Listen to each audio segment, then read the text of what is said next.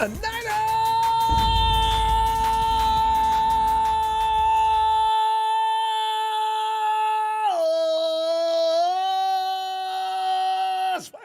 Feels warmed up now. Fam, Sunday fun continues. I want to thank Tony once again for that incredible mock.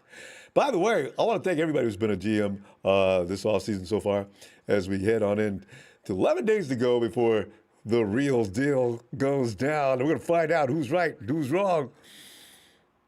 It'll be rough this year. I mean, this was really rough to call. A lot of times it's obvious, but this is not really obvious. And why? The Jets remain out of the public draft day conversations due to the presumption that the team has decided on Zack Wilson as their opening day quarterback in 2021, according to the media. What cannot be ignored is the fact that the media runs just about every draft day narrative currently in progress, including ours and everybody else.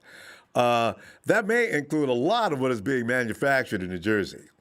Keep in mind that the media has had Mac Jones as the Niners QB for the entire offseason until this past Friday, following Fields' pro day, which is pretty funny. See, the media, again, is doing all this. You take a picture of Kyle Shanahan, he's got this big smile on his face. Him and Justin are just yucking it up as if you know you're coming to my team, don't you? You know you're coming to San Francisco. Nah, come on, Coach. I'm humble. You know what I'm saying? I ain't assuming nothing. You know, I can just see it now. They're just having a good time over there, right?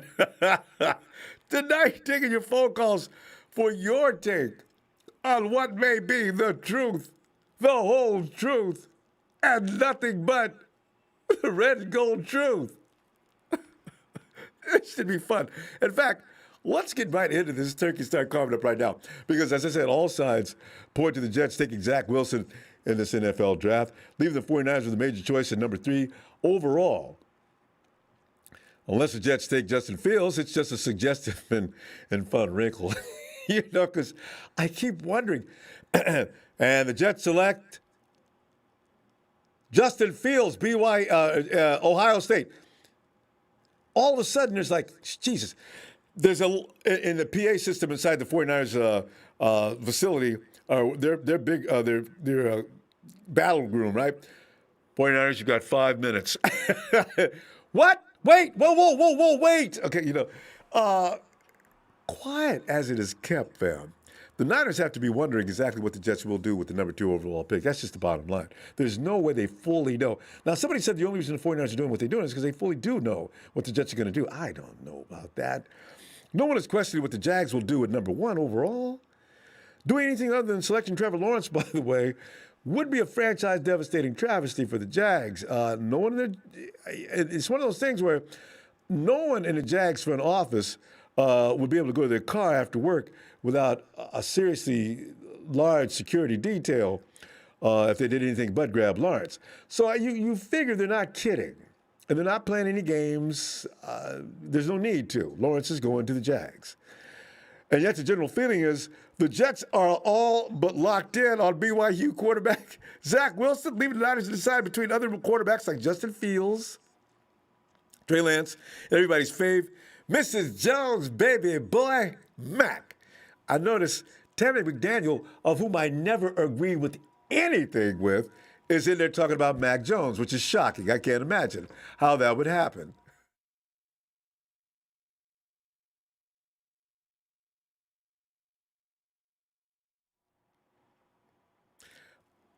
But we're back on. Okay. Except, what if the Jets toss a curveball? We got to prepare ourselves for that. While totally different in context, the speculation around the Jets' pick is a lot like what the Niners are currently experiencing with Jones. And I know Trey Lance is in the mix. Yes, he is. It's just hard to determine what is going on in San Francisco, or in Santa Clara. Just that. Speculative. The context is different because Wilson is widely viewed as the second best prospect behind Lawrence. How that happened, I've been asking about that the entire time. While Fields is ranked 3rd. Yet Jones, apparent fit in Shanahan's offense, has led him to be the favorite pick for the 49ers. But again, this is narrative. This is all media-driven. Yet the 49ers have been tight-lipped about their intentions. The similarity, so have the Jets. They've not said a damn thing. Why, and also, some of the things we're hearing about, the families being shown around the New York area, they're looking at places to reside, neighborhoods, and things like that. Is that really true? Or is that more media comedy? Why the Jets could take Justin Fields over Zack Wilson? Wilson in New York isn't unlike the Jones to 49ers buzz, emanating in recent weeks ad nauseum. Although the drop between Wilson and Jones is notable. But as Sports Illustrated Jordy Lee Platt pointed out, there's a good reason why the Jets may be inclined to prefer Fields over Wilson anyway. And even, say what you want to, but Grant Cohn has been saying the whole time, it's always been Fields in New York. I don't know where Grant's getting that from. His dad is famous. They maybe they do know something that most people don't. Hey, the reasons. After 2 seasons as a starter in Columbus, Fields has now competed in 3 college football playoff games and 2 conference title games. B, even after playing in the Big Ten, widely considered one of the strongest conferences in the country, Fields leaves college with a 20-2 record. Fam, that's kick ass. If I'm in New York, what am I thinking? C, Wilson simply does not have this kind of experience, racking up numbers against largely lesser opponents with BYU. In his last season, he's faced 6 ranked opponents combined to Fields, who's faced 12. Fam, that's... You see where I'm going with these numbers? Make no sense if I'm in New York. Okay, so scout the player. Not necessarily the school. All right, maybe throw records aside. Everything else, all the numbers, everything that proves what a quarterback is capable of, throw it away. Also, if you're thinking Fields would be an amazing fit in the Niners offense, remember, the Jets will run one similar with the Niners' former passing game coordinator, Mike LaFleur, as you know, is now New York's new OC under new head coach, Robert Saleh. You see where I'm going with this? The pieces just don't fit. It doesn't add up.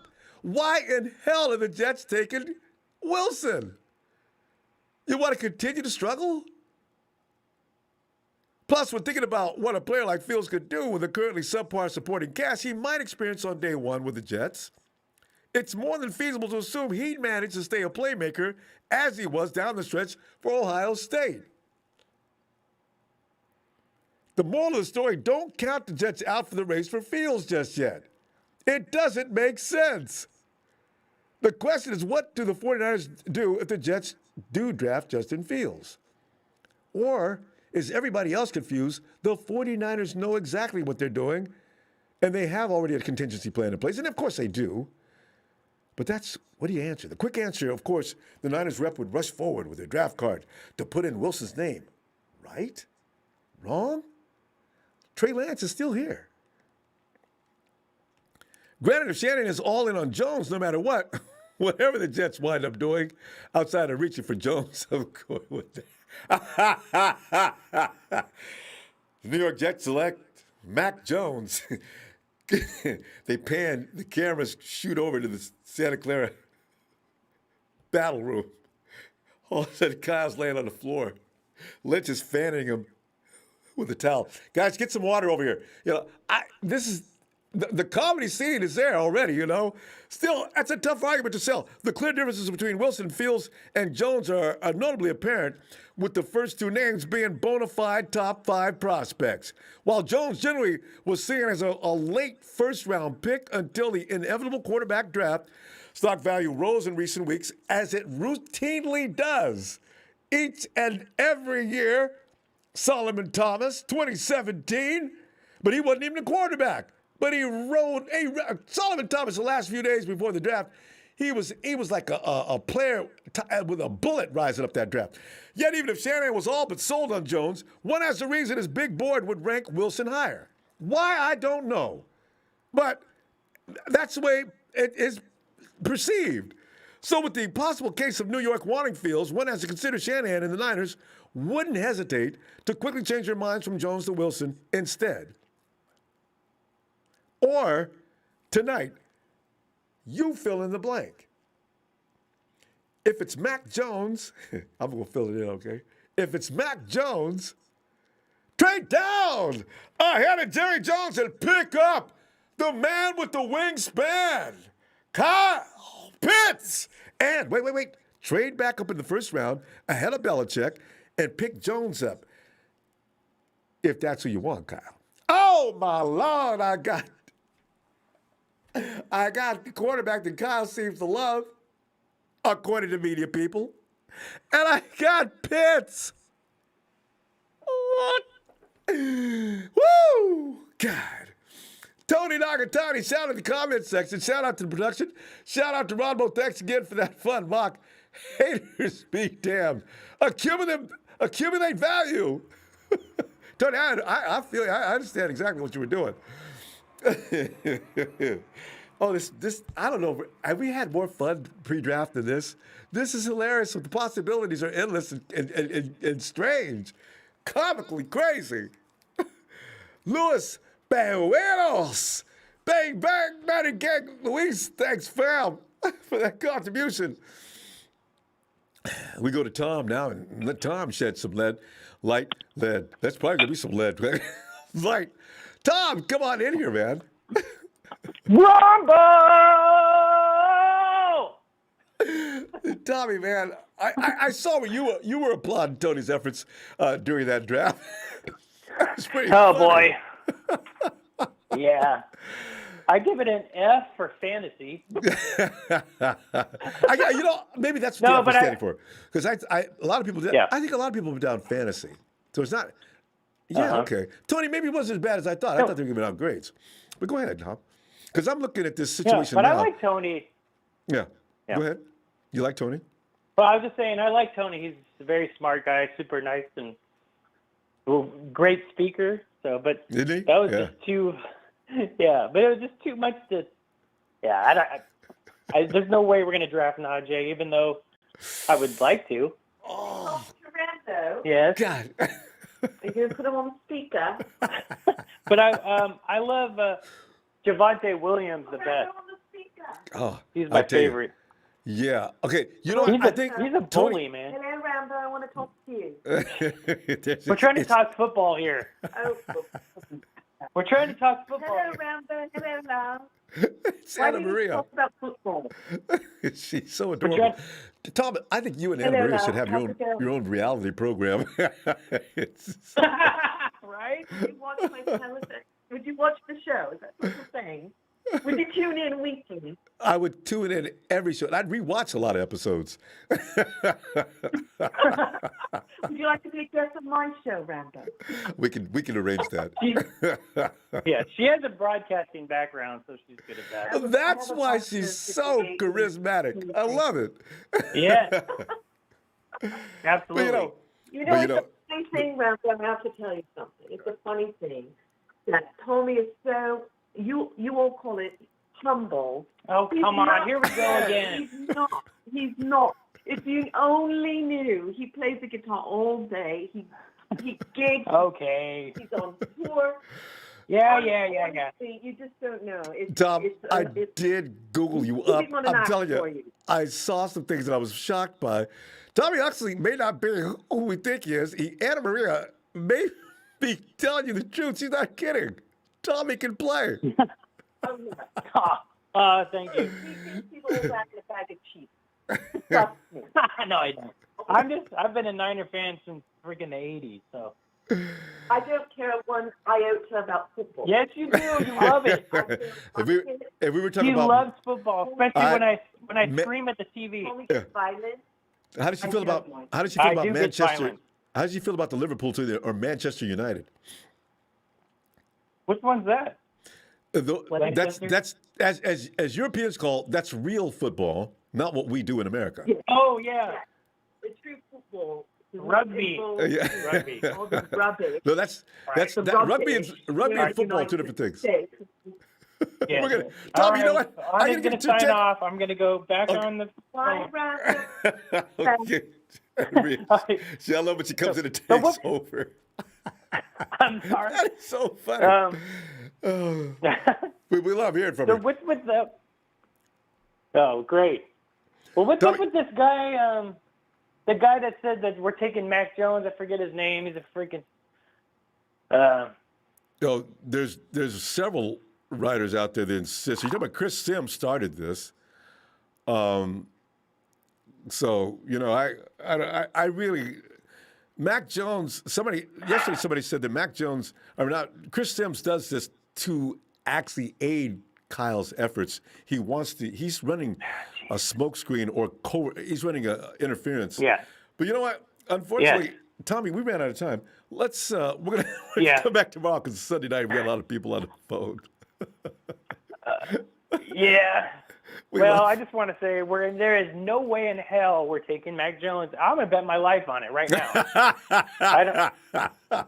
Never do that though. Never do that far. Bet your guitar or something. But we want you to stay here in case something goes wrong, Tommy. Yeah. Right. All right. Well, it's been a pleasure as always, Ronbo, and I will check you tomorrow then. Please. All right. Looking forward to it. Have a good night, Tommy. Good All night, right, Anna fam. Maria. Later. Will do. Night, Night. Tommy. God, they are definitely a duo. And Twisted Even, thanks, fam. TNT with the big flame.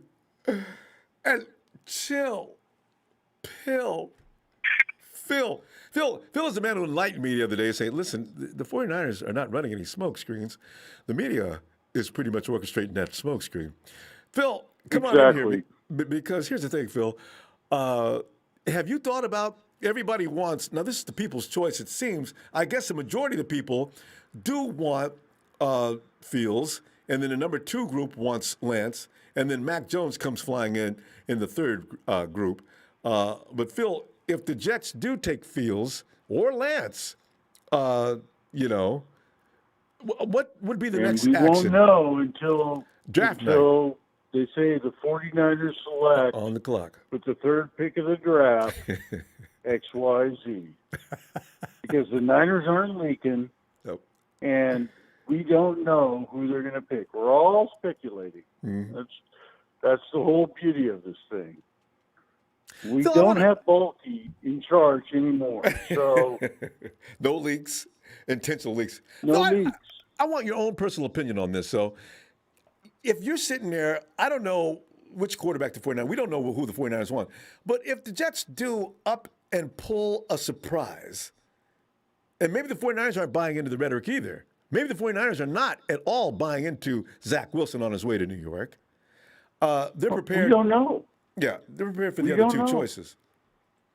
All 3 choices. I would be surprised if we don't go Zack Wilson if he's available. But, Trey Lance or Justin Fields, I would be surprised if it's Mac Jones. I just don't think he's the guy. That's my guess. I have no idea. And nobody else does either. Yeah. That's the whole point. That's what I love about these 2. Yeah. We're all guessing. And that's the beauty of it. And that's why we're going to watch the draft, on that Thursday night, and we're going to have some fun. And we're going to go, oh, or yay, or whatever. Phil, one other question I want to ask you, though. Here's the thing. If indeed the 49ers are hell-bent on getting a particular quarterback and the Jets jump up and do this, take it right away from them, do the 49ers have a trade down with some other team like maybe even the Panthers? I'm sure they will. They're going to open up to calls, just They'll have a like few every minutes. other team. They're gonna have to tell. Yeah. You saw draft day, draft on the that movie with Kevin Costner, right? Do you go ahead and set that deal up? Listen, here's what happens, guys. Here, I'm gonna come right to you immediately if indeed Fields is gone at number 2, because I have no idea what the Jets are doing, and then we'll come back and we'll close this deal. Are you ready? Yeah, we're ready. We're ready, Kyle. Yeah. All right, or John. Is something like that possible? Oh, absolutely. Absolutely. I don't think the Niners shut off anything and everything. They are a team with due diligence. Mm-hmm. And they're going to take every scenario and put it in play. Assuming it is. I think that's what's great about our team. Yeah. That's what's great about our management. Mm-hmm. They do that. Mm-hmm. It's not like bulky. We all could use Trent as a bad example. Anytime you need a bad example, just call him Trent. He's the most recent example, and he's screw-ups. The useful idiot. I mean, come on. And he's with Jacksonville, so you never know what Jacksonville's going to do. That's right. Jesus Christ, that's true. We don't know how much power he has in Jacksonville, though. He's not the. He's I personnel. doubt it because I think their coach has really got the power there. So he's Trent's not the GM, is he? Yeah, he is. Oh, I thought Trent was like personnel director or something like that. He is the GM? No, he's the GM. Yeah. God bless him. Exactly. God, Jesus. There's hope for everybody, right? Maybe you've learned, stop alienating people all around you. Stop pretending like you're fully in charge, and work with people. Maybe he's learned that. Maybe. But, Myers is the guy there, so it doesn't matter. So he's just a figurehead. Yeah. But anyway, you know what? We won't know until the draft, and that's the beauty. That's why I'm watching. That's why I'm going to be, going, oh, or yay, or whatever. That was the guy I picked, or whatever. We don't know.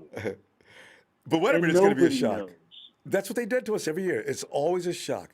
Even the McGlinchey pick was a shock.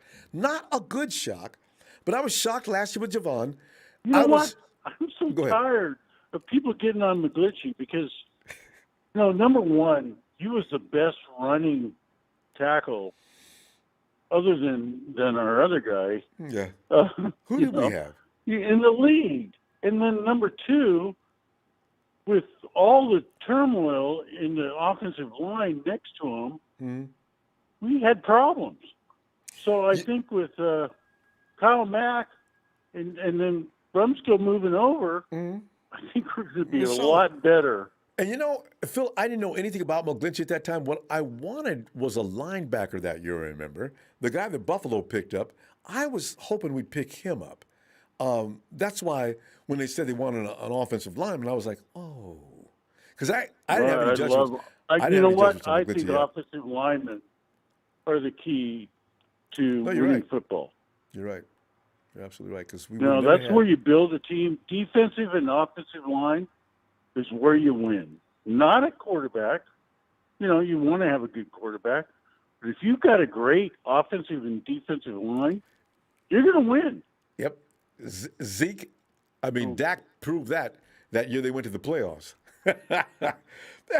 Phil, great stuff. Anyway, Ronbo. I'm going to be looking for you tomorrow and see what develops in downtown Santa Clara. All right. All right. Later. Bye, Phil. Later. Bye. Bye. And the recovery 716. Thanks, hey, Michael Lombardi was really arrogant today about Fields not going through. Did you see that? I posted that up in Twitter myself. He says he has better sources than everyone, but we don't leak anything. But then there he is leaking it. And he has said the 49ers will not use a number 3 pick on Justin Fields. Then what are you going to use it on? Ken Catcher says, should we get Trey Lance, Rumble? Call it a day. I think Lombardi thinks it's Lance, right? Actually, thanks for the contribution, Ken Catcher. So, here he is, boy. Boy, here he comes. Well, it's a big show. It's a big show on tonight. Show. Could you be the man? What's up? So I'm sorry? Could you be the guy this year?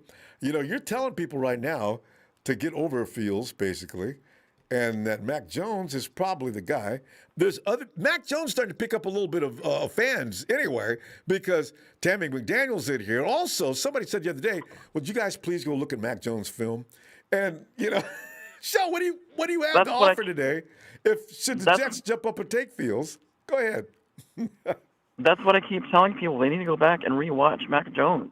It's not just his receivers. It's his ball placement. It's his accuracy.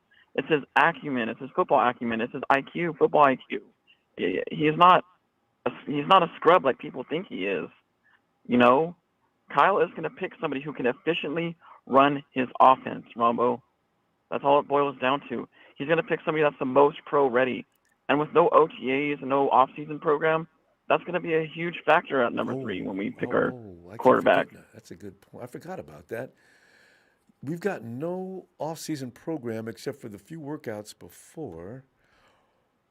And with all due respect to the Justin Fields fans and the Trey Lance fans, those 2 quarterbacks are the most projected. They're projects, Ronbo, especially in Kyle Shanahan's offense.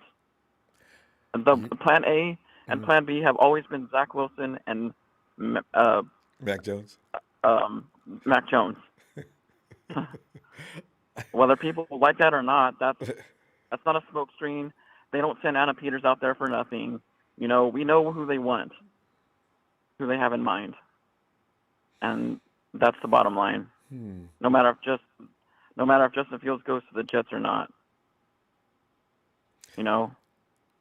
We're going to draft night's going to be the ripple effect from draft effect. Justin Fields. Yes, go ahead. Sorry. Justin Fields is a fan favorite. They don't pick what fans want or like all the time. Just about ever. With the exception of 2019, and everybody knew, like I said before, we needed an edge rusher, and Nick Bosa was the best edge rusher on the board that entire year. Well, I concur. They draft based on scheme fit. I don't give a crap how far you go up into the draft. You do what you have to do to get your guy. Like Kyle always said, we were going to be left at nothing at the altar at 12. We were going to be left at the altar at 12 with nothing. Mac Jones wasn't going to make it to 12. Patriots would have jumped into the top 10. Panthers would have gladly taken him at 8 because they coached the Senior Bowl and they had an eye on him, close eye on him at the Senior Bowl. And he crept up into their draft board. Mac Jones has been creeping up into people's draft boards, the team's draft boards, not the media's. I know. You know? Yes. And not the fans. People talk about not Mac the fans, Jones of course. like he's the Antichrist. Yeah. I don't watch enough college football to make an intelligent call on him, but it's amazing how I'm not sure if a lot of the fan base. I'm not sure if they can handle it. If Mac Jones is picked, well, they're gonna have to if it happens. We're gonna find out. Get over it. Kyle wants somebody who can efficiently and effectively and successfully run his offense. Ronbo. Yeah, no. It's just. And I hate keeping having to revert back to his press conference, but go look at Mac Jones' press conference, and he, Yeah. Also, Zack Wilson, the same thing. Zack Wilson said the same thing. He's very familiar with what Kyle Shanahan runs in our offense. But Justin did drop his. He did switch his feet during his pro day to show that he can adapt, and he was still making those hellacious throws. I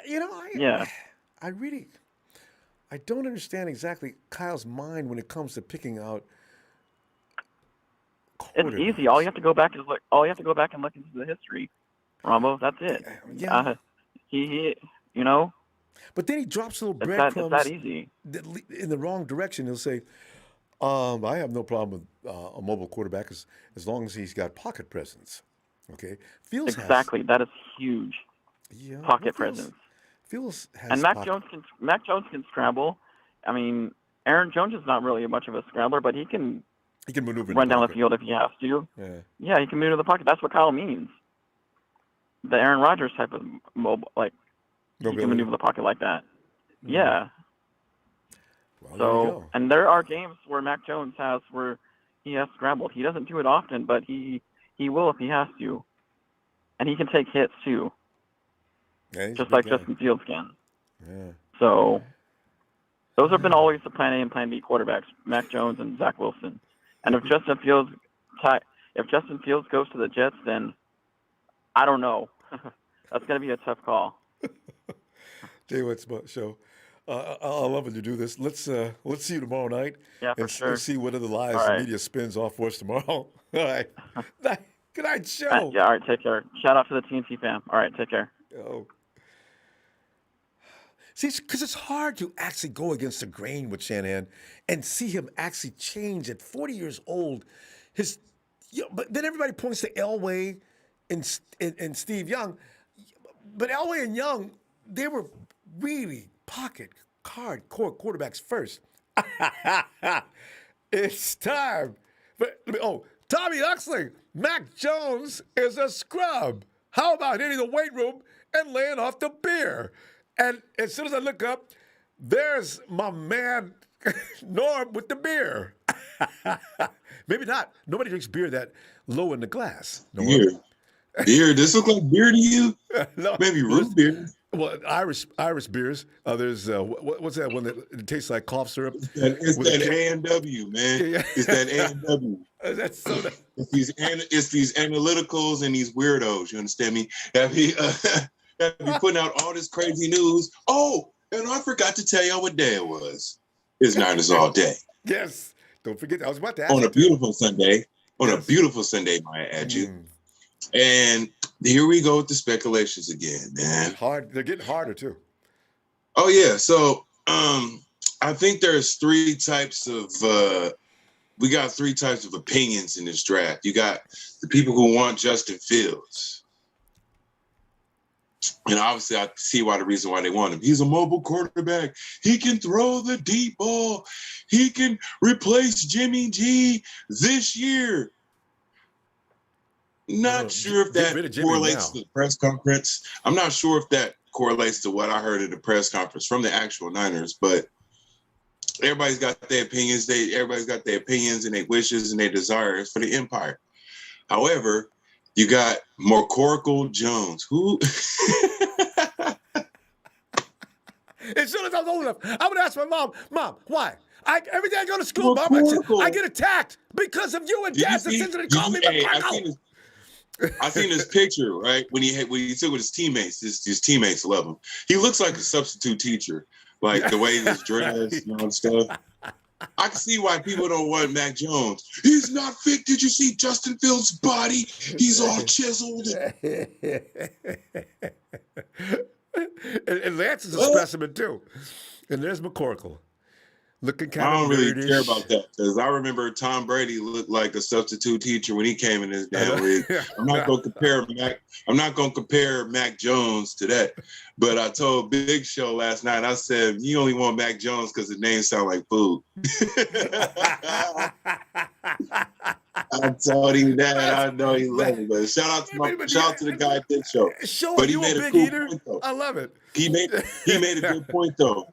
These Niners know what they want already. They putting the breadcrumbs in any direction they want to, and everybody because they know everybody, the pigeons in the league is gonna pick it up and take it wherever you want to go, and they feeding off of everybody's desires for this franchise. You feel me? You got some people who want Jimmy G gone immediately, and then you got people who like, man, we'll give him one more shot, and then you got people who are like, oh my God, he's still our guy.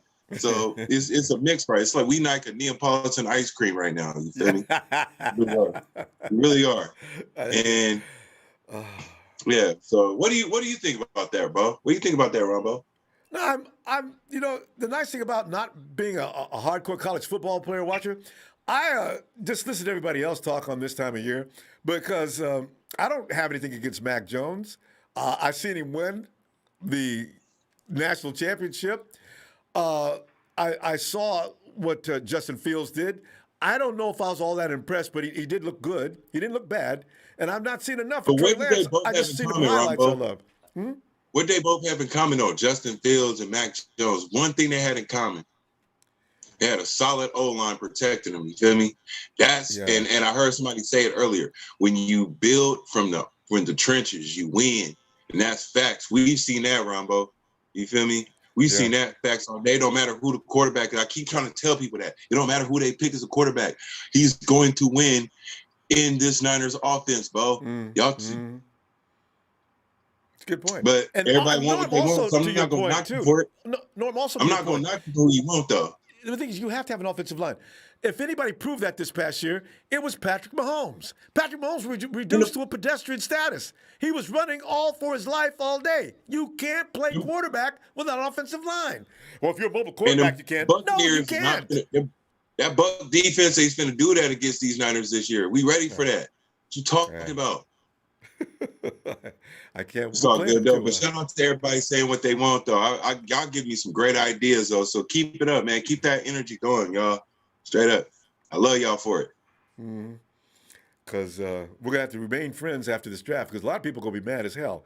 Because you can't satisfy everybody in this draft, Norm.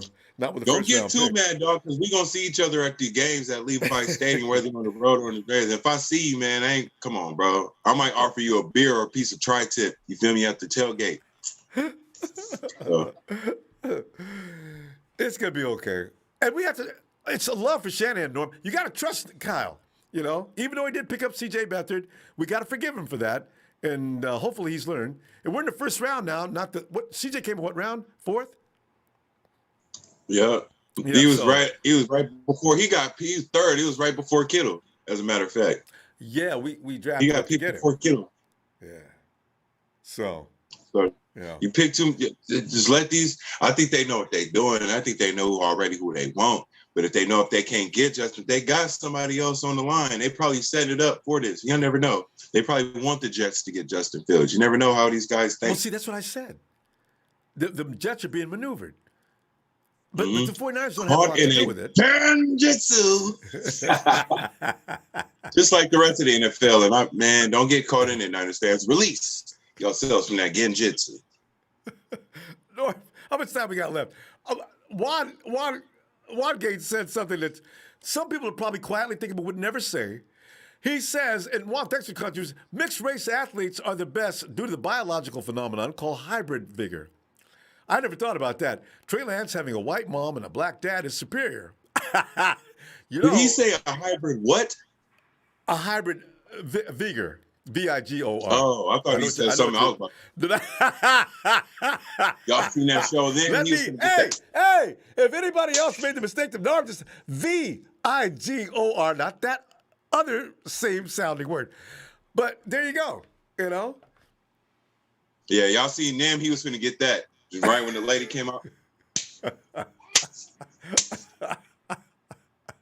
I'm just playing. No, I'm not. No, it's the 21st century. There's probably some truth to that. Look at Russell Wilson. But I know one thing I do got to say before I go. But before I go, there's one more thing I got to say. It's Niners all day. I knew that was coming. Darp, I see you tomorrow. All right. Night, fam. You guys gonna jump in my video like this, man? What is wrong with you, man? DeMarcus Dixon. The Niners ain't drafting Alabama players. And Ruben may have left a bad taste in their mouth. But I can't get back to what Gates said. All right? Dak Prescott. There's a lot of, as he called them, hybrid QBs. And the reason he said it's kind of disgusting, but okay, never mind.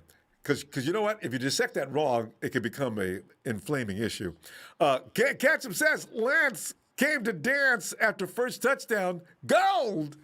Can't catch him. Thanks for that contribution. We go to Wild Runa. Hey, Ronbo. How are you? Oh, Runa, great, man. Anytime Friday comes, I'm always delighted all the way till Sunday evening. Actually, Sunday evening means Monday's coming, but you know what? It's okay. Waruna, you know, things don't have to go. The Jets and everybody else in the NFL GMs didn't necessarily read the script. The 49ers, the Jets, the only teams you can really fully depend on doing what everybody says is pretty much the Jags. But Runa, if Fields is the guy, like everybody wants to believe, I guess he gets more votes than anybody. If the Jets say, thank you, 49ers, for making it clear to us that we should be picking up Justin Fields, you'll get whatever's left, and you'll like it. Runa, what if that's the case? Do the 49ers go ahead and pick up the guy they may have had planned in the first place? Do they trade down? Do they take Trey? Do they walk away from the draft with their lips all stuck out, pouting and say, come on, Jets, you guys aren't playing fair? What can you speculate? It's difficult, but I would say in that case, most probably we would take Trey Lance. That's what I feel. I mean, even though that there is a chance that Jets might take Justin Fields, but I think they are already sold on Zack Wilson. That's my gut feeling. Unless something really changes, they would not change their minds. And yes, Before you go any further, I just want to know, where is your ranking? Is Trevor Lawrence number 1? Is Zack Wilson number 3? And some people are having, Fields has been dropping down. Somebody said he's number 5. Where do you put the ranking? Your first 4, 5. Give me your top 5 quarterbacks in the order of. Okay. Since everyone is saying Trevor Lawrence is the number 1, I would give Trevor Lawrence the number 1. But number 2, Justin Fields. Number 3, Trey Lance. Number 4, Zack Wilson. And actually, number 5, I would bring up Kellen Mond, not Mac Jones. Mm-hmm. See? Mac Jones will not come within top 5 for me. Some people have him in the late 20s. So this is what's really Yeah, he can slip. If I think that's one thing I was heard a lot, that if 49ers do not take Mac Jones at 3, he could slip to late 20s. Cynthia Freeland has him in the second round. But we're going to go ahead and develop that thought you were getting ready to do. Other thing is, do you think that Mike Lombardi sounded really frustrated, like desperate? Right? He was like, I know what I'm talking about. I mean, how can be so sure about He's getting challenged. Something like that? Ah. Yeah, so I didn't like that. But anyway, other thing about Fields is that he has been gone through a lot. I mean, for example, like if you watch that Netflix documentary also, I mean, at a very young age, he has been like on focus. He has been on the spotlight. So I think he has a very high in terms of taking the pressure. He has a very high ceiling. He know what he's expected of. So in that case, I mean, I heard one caller said that Mac Jones is one that fits Kyle Shanahan's scheme. Everybody says everybody says that, but I mean, why? Think about this. Now everybody is praising Kyle Shanahan is one of the best offensive minds in the game today, right? If he's not the best, one of the best offensive minds. It's like 49ers have a Ferrari. So do you want someone who was driving a Toyota? Do you hand over the keys, or do you want someone who can actually do some justice to the Ferrari to drive this? So Justin Fields, in my opinion, is that driver. He can drive this Ferrari. I mean, he can. Mac Jones can maintain the same level, maybe just above Jimmy G. But let's say after 2-3 years, if Mac Jones get injured, do you think that he can scramble around? He can play better than Jimmy? You know, Mac Jones, I've only seen glimpses of him. I don't know. I'm just only going by what people say about Mac. And I have no idea. I mean, that's the thing. That's the thing I don't understand. I mean, you have the potential with your coaching staff, so go for the maximums. Go. Yeah. I mean, it's a swing and miss. That yes, that we understand, but do the best you can. Go for the best guy that you think extend your place, help you out. Basically, all the time that one problem with Jimmy was that Kyle always had to bail him out when uh, Kyle needed Jimmy to bail him out in the Super Bowl fourth quarter. Jimmy could not do that. So that's why we need a guy like Fields. It might fail, but that's okay. For me, that's okay because in NFL, you never know. Nobody can't predict the future. Otherwise, we would be billionaires by now. I know, right? We can predict There the would be future. no poor people on the planet. Everybody can predict. Yes. Yeah. Yes. So let's do it. That's what I think. And again, I don't like the way Mike Lombardi sounded it. I mean, that's not real journalism. Just like you're saying, he came out of nowhere with that, and got a lot of attention. And I think that was his whole end game anyway. Mike just wants to be in the because everybody else is talking. You know, Grant's making news, Lombardi is making news. Then you got Mac Schefter. But the funny thing about it, Yes. when you look at NFL.com, their people. They're sort of remaining the same even keel, and this way, at the end of the day, you could look at them as being the voice of reason. Yeah, now they say they put themselves in that position every year. Yes. Yes, that's the case. Yeah, Rappaport hasn't spoken, so until he does, and even funny Yes, thing about it is, everyone needs attention. That's the problem. Everyone needs attention, and they are going to get it somehow. Waruna, we're going to go. I'm going to be back tomorrow. I can't wait to see what develops on Monday. Everybody's going to get up and start lying early in the day, so we'll find out. So thanks for having me, Ronbo. Oh, always a pleasure, Waruna. Love when you call in. Okay. We'll see you tomorrow. Okay, see you tomorrow. All right. And the recovery 716, Kyle and Josh Allen. You don't see many guys that big who can run fast, have the mentality to run people over. Sounds like Fields or Lance to me. See, those are the things that take you away from insisting upon what has been considered the classic Shanahan QB. And Wongate goes on to say, like Trey Lance, the majestic.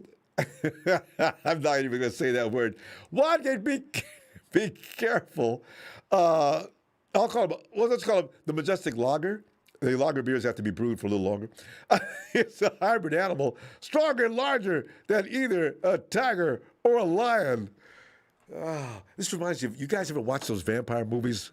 With the lichen versus vamps.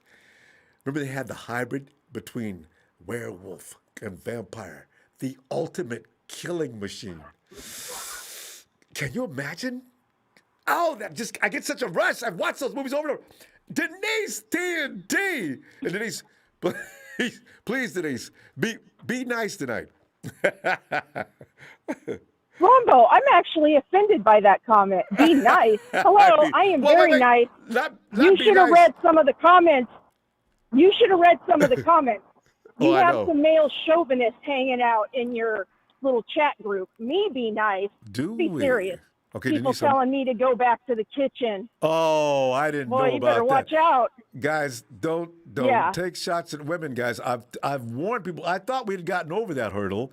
Years ago, we had gotten that weeded out. Okay, guys, if we catch that, we're going to give some time out. No attacking women. I want women to be feeling comfortable to come into this program. If I catch you doing that, you're going to get timed out.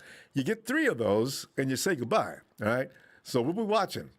I was like, Ronbo, I'm sorry. I'm nice. I might be passionate, but I'm nice. Well, what I'm saying is, I don't talk like that about other people. It's just if we were watching what's that comedy show, Modern Family, and we want to watch out for the kids. But Denise, I'm not going to slow down. I don't want to slow down your passion. I apologized for that. You did. That's true. Apologized for that. I know I need to watch my mouth. I'm sorry. Okay. But I'm not the only one on your show who ever cusses. Well, no, that's true. As a matter of fact, right after you, Sheik came in and let a few F-bombs out. Actually, everything but the F-bomb is usually fine. Denise, don't get mad. Come on now. Come on in. I'm not mad. I'm not mad. You got some things you want to talk about. Go, jump right on in there. Okay, so I am taking the Phil approach. Okay. So honestly, none of us know who Kyle's going to pick. Not even Big Show. Big Show is basing his ideas on Kyle Shanahan's previous quarterback. That's exactly what the NFL Network is basing their premises on. Is Mac Jones accurate?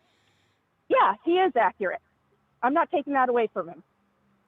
But he is not athletic, and a couple of comps. So when Josh Allen came out in the draft, Kyle Shanahan was quoted as saying they were going to move up to get him. They wanted him. But they ended up not doing it for whatever reason. Sorry, I'm walking right now. So okay. The other thing they wanted was they were supposedly after Deshaun Watson. So you mean, but Deshaun Watson was busy playing hide the pickle with, massage therapists. Salami. So, sorry, whatever. So, Deshaun had other things going on. So he was, he's out. So I just, in my personal opinion, again, it's my opinion. I'm not saying I'm right or wrong. I find it hard to believe that Kyle Shanahan had wanted Josh Allen and Deshaun Watson, and now all of a sudden, I'll take Mac Jones. I mean, on draft day, Big Show could be 100% correct. It'll be, hey, the 49ers pick Mac Jones. Denise will be in her bathroom throwing up, but that's beside the point. You got to roll tonight. I just don't think that he brings anything extra to our offense. That's why I don't want Mac Jones. Not because I don't think he's a good quarterback. I would like someone who takes Kyle Shanahan's offense to the next level. And I don't think Mac Jones is capable of that. And could I be wrong? Of course I could be wrong. I mean, let's be honest.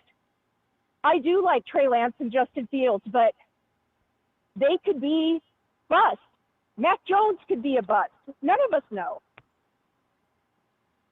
It's always that possibility. Each and every year, we get these quarterbacks that look like they're golden boys, and they come in and they turn to bronze boys all too often. So, you're right. We don't know.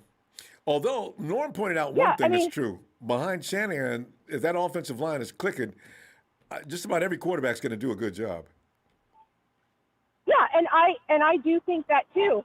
I also think that this is a big swing and traded away that capital and moved up to number 3. And I know Big Show's argument is he moved up to 3 because he didn't have a choice. But I want to ask all the Mac Jones truthers out there, if Mac Jones is the bee's knees, then how come the Jets aren't taking him? Well, see, now because the that's Jets are my going to question. run the same offense as Shanahan. Denise, they might. So if Mac Jones is so perfect and so phenomenal, which I'm sorry, I did watch the tape and I did watch those games, and I'm sorry, that boy ain't nothing special. Can he throw a ball? Yes. Can he slide a little bit? Yes. Does he look like he drinks too much beer and doesn't know how to work out? Yes. Yes. Well, I've got some friends that really are experts at picking out beer, some of the foreign beers and everything else. It might be an art form or a skill set. I mean, again, Phil's right. None of us know. None of us know who he's going to pick. I mean, he could be in love with Mac Jones. I don't know why. I have no flipping idea. I mean, here's another point too. Like, real quick. 'cause okay, we're out of time. okay, sorry. If he does pick Mac Jones, I think he better hope that he does turn into Tom Brady, because if he doesn't, and Justin Fields and Trey Lance move on to be all-pro players, Kyle Shanahan's in trouble. Yeah, that would put a wrap on it. Well, Denise, good stuff. Seems like people were well behaved while you're in. Little snide remarks, but nothing serious. But Denise, let's see what happens. And Monday, draft night, you could be absolutely right. So we know it's not over yet. So let us see you tomorrow, okay? And thanks for the language. All right, you were awesome. All right. And the jokes were funny. All right, you're welcome. I will try to behave. You were awesome. Don't take that too serious. Okay. All right. Night, Denise. All right. Talk to you later. All right. Bye-bye. Bye. And 347 New York. Hey, what's up, Ronbo? Hey, what's this? The Iceman on my other phone. Oh, Ice is always, he's incognito. Ice, I can hear you. Ice, come on in, man. What's going on, man? Yeah. I'm listening to a lot of stuff, man, Ice, right. Fill us in. What is the mode in New York right now? Well, the mode in New York is that they're happy because they feel that the Jets are going to draft Zack Wilson. That's the whole thing how everybody's feeling in New York. The mood in New York is like they're happy, they're going to get Zack Wilson and some other picks, but the whole big thing is saying that it's Zack Wilson. That's everybody's saying, that's what the media's saying. Yes, sir. One question. Can you confirm the rumor that was going around that New York people were actually taking Zack's family around, maybe even Zack as well, showing him properties and things like that? Is this true? Has that been confirmed? There's no confirming that. There's no confirmation on that at all. It's just a rumor. Okay. It's just people's, people. Yeah, exactly. It's just the basically the media. Okay. The New York media is putting that out there, like that's just what's going on. That the family wants to be here. The Jets family talk to the Jets talk to his family and the whole nine. But it's all. I pretty much the New York media I think is popping cock, because you know what I'm looking at with the draft, with saying who the Jets is going to take, and everybody's talking about Justin Fields, Zack Wilson, Trey Lance, and Mac Jones. The media has a lot to do with pushing what quarterback is going to go where and the line of the draft or who's going to get drafted first. Mm-hmm. That's my opinion. Mm-hmm. And they do it every year. I think they do exactly.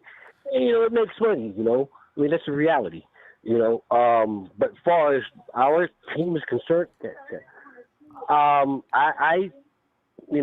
thinking they already know who they want is one thing, but who they're going to get is another. Mm-hmm. We're looking at, if you look at weighted options of, say, for instance, the Jets do take Zack Wilson, hypothetically, right? Mm-hmm. And that was to happen. Let's say that does happen. Now, the logical thing of everybody saying take Justin Fields. Mm-hmm. But teams always do the opposite of what everybody's going to say. Almost 90% of the time. Real quickly, I want to ask you this, too. Do you think New Yorkers will be upset if the Jets did pull Zack at number 2? No. Not at all. Or not Zack. Not at all. I'm sorry. Justin. Justin Fields? Yeah. No, they wouldn't. Not at all. There would be a few like this, disgruntled people, but they would be just as happy. Yeah. That's that there. They would be just as happy. Believe me, because they all tried Zack Wilson, but Justin Fields is the reality. But people don't gotta realize the top 2 quarterbacks, bottom line, end of the day, is Trevor Lawrence, Justin Fields. Period. Mm-hmm. End of the day. And Douglas knows that. I don't hear anybody say. Jets GM. The level of competition all these quarterbacks face, it tells you itself. You look at the conferences they're in. You get the SEC, ACC. ACC is weak. We all know that. Clemson faced it. Because if I had to bet on who's going down in a heap, it's going to be Zack. Not Justin, Zack. Because he's coming into a situation where the team is not built up yet, and you're going to give him the ball, and this is going to be the NFL. This ain't BYU. And that's going to be really scary for him. You know, I don't see this. We'll see. I'm going to be shocked, actually. You know what? If they're smart, they'll take Justin Fields. But if they're going to go as far as making money, they're going to take Zack Wilson because he's, the poster boy. Yeah. That's what it is. We're going to end up with, my personal opinion, I think it's going to be. Part of me says Justin Fields. The other part of me says Trey Lance. Yeah, I know. It's a toss-up between those two. I don't think it's going to be a Mac Jones thing at all. I think it's all BS. It's all got people thinking this and thinking that. They wouldn't. Like I told you last week. Remember I said after they seen Trey Lance, right? After they seen Trey Lance, they wouldn't move up to number 3. Why? Right. Oh, that's right. Think about it. That's you remember after they seen Trey Lance, they went to the pro day. After the pro day, the next thing you know, within 48 hours, they move up to number 3. But you know what? They were trying to make that deal for a month before that. I think they just got the Dolphins were actually listening to him. The Jets wouldn't talk to him. Jacksonville obviously weren't going to talk to him. You know what? The timing, though, as you say, is pretty interesting. And then you think about this. They wanted the Houston quarterback, right? They wanted him anyway. So if they wanted him, why would they take the kid from Alabama? That doesn't make no sense. If they were trying to get homeboy from Houston, why would you go and draft Mac Jones? Huh? See, the thing is, apples and oranges. It can't be confirmed that the 49ers are after Texans quarterback because, these things get started and they catch fire and it turns into a whole forest fire. But the thing is, they wanted Matthew Stafford, too. I'm telling you, they wanted an elite quarterback. That was all. That was confirmed to be not actually true either. The 49ers do a lot of due diligence, but they weren't really making any real offers. We're going to run out of time, though. Okay. But actually, great points. And I love when you call because we can find out what's going on with Zack in New York. Yeah, man, New York, I'm going to tell you something. Don't buy into this whole Zack Wilson thing in New York. Believe what I tell your fans. Zack Wilson might be a 49er. There you go. Nice. Looking forward to hearing from you again soon. Be back tomorrow if you get a chance. Okay, must be Renzo. Hey, Renzo! Greetings from North Florida. I can tell by the hurricane conditions into your phone. I'm in my new plant. Renzo, can you hear me? Yeah, I hear you. Yeah. Renzo, the option tonight is what next if New York suddenly snaps to their senses and realizes that Zack Wilson has nothing on Justin Fields as far as being more pro-prepared. Now, the 49ers in the meantime aren't actually saying anything. The media is telling the 49ers, you're going to take Mac Jones. Kyle's not, they're not going to respond to that. Nobody's going to respond to that, right? So what happens if indeed the Jets suddenly say, we're taking Justin? Ronbo, I'm asking you this question. In this draft right here, would you give up all that draft capital to draft Jimmy Garoppolo right now at number 3 pick? Jimmy Garoppolo at number 3? Yeah, if he was coming out of college. Actually, when he came out of college, he was pretty hot. I don't know. I'm saying the way he's playing right now. The way he's playing now? Right now, yeah. Well, like he was in 2019, maybe. Last year, no. Okay, so since you're kind of conflicted, we're going to say no. So no to Mac Jones. We're going to say no to Mac Jones. I kind of think it's unfair to make that comparison, though. I don't think Mac Jones is Jimmy Garoppolo yet. But, yeah, I get it. Listen, what Shanahan want to do, Shanahan want to show the NFL his playbook. Yeah. What we need, don't get mad at me now in the face, but we need a Russell Wilson, somebody who can move the chains when we really need it done. When the defense is playing us man-to-man and players can't get open, move the chains, quarterback. Move the chains. Put your cleats in the dirt and move the chains. I can throw from the pocket now. I can do that. But the extra element is me running the football, picking up this first down, extending drive. That's what kills defenses. That's what we need. That's true. Everybody says that, but here's the thing, Renzo. I think that's one of the things that freaks the Shanahans out. It's just a hunch I get. They want that quarterback to sit there and wait and wait and wait. If you bust out of that pocket, you will have ruined things the way they look. They don't mind if you maneuver in the pocket. Yeah, well, that happens. But they want more Aaron Rodgers type of movement. Don't be looking to sprint downfield. Aaron Rodgers, when they break down, Aaron Rodgers get on his feet and move the ball. He'll move the chain. Yeah. He'll do that. He'll scramble around and maneuver in the pocket. I ain't saying that a quarterback needs to run all the time. If he can make it from the pocket, I take that as number one.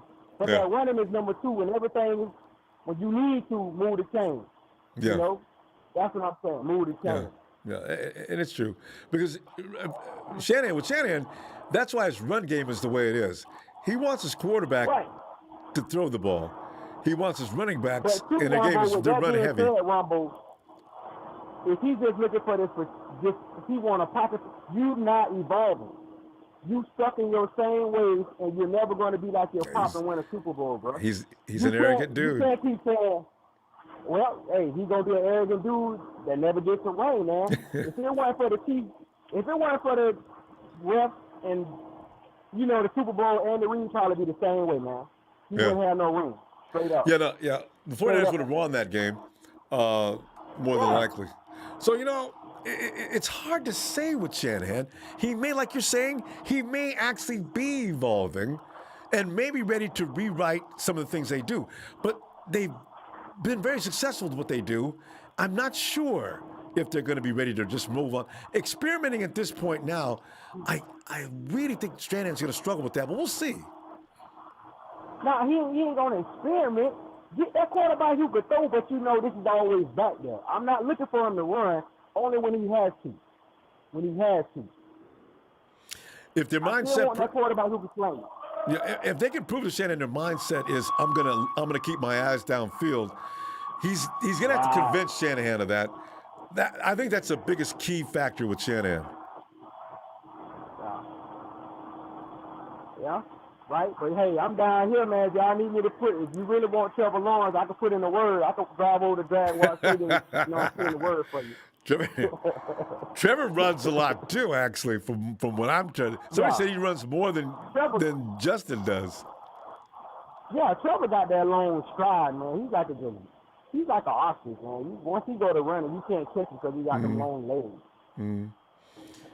But Ronbo, I got to check out. I got to get back to work. All right. And bring here from Rizzo. And we'll be back tomorrow? Yes, sir. All right, fam. All right. Good night. Yes, sir. Hey. And there is Papa Dragon.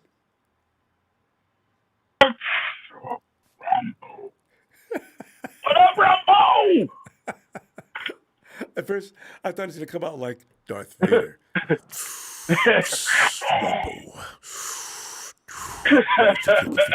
I might turn into that.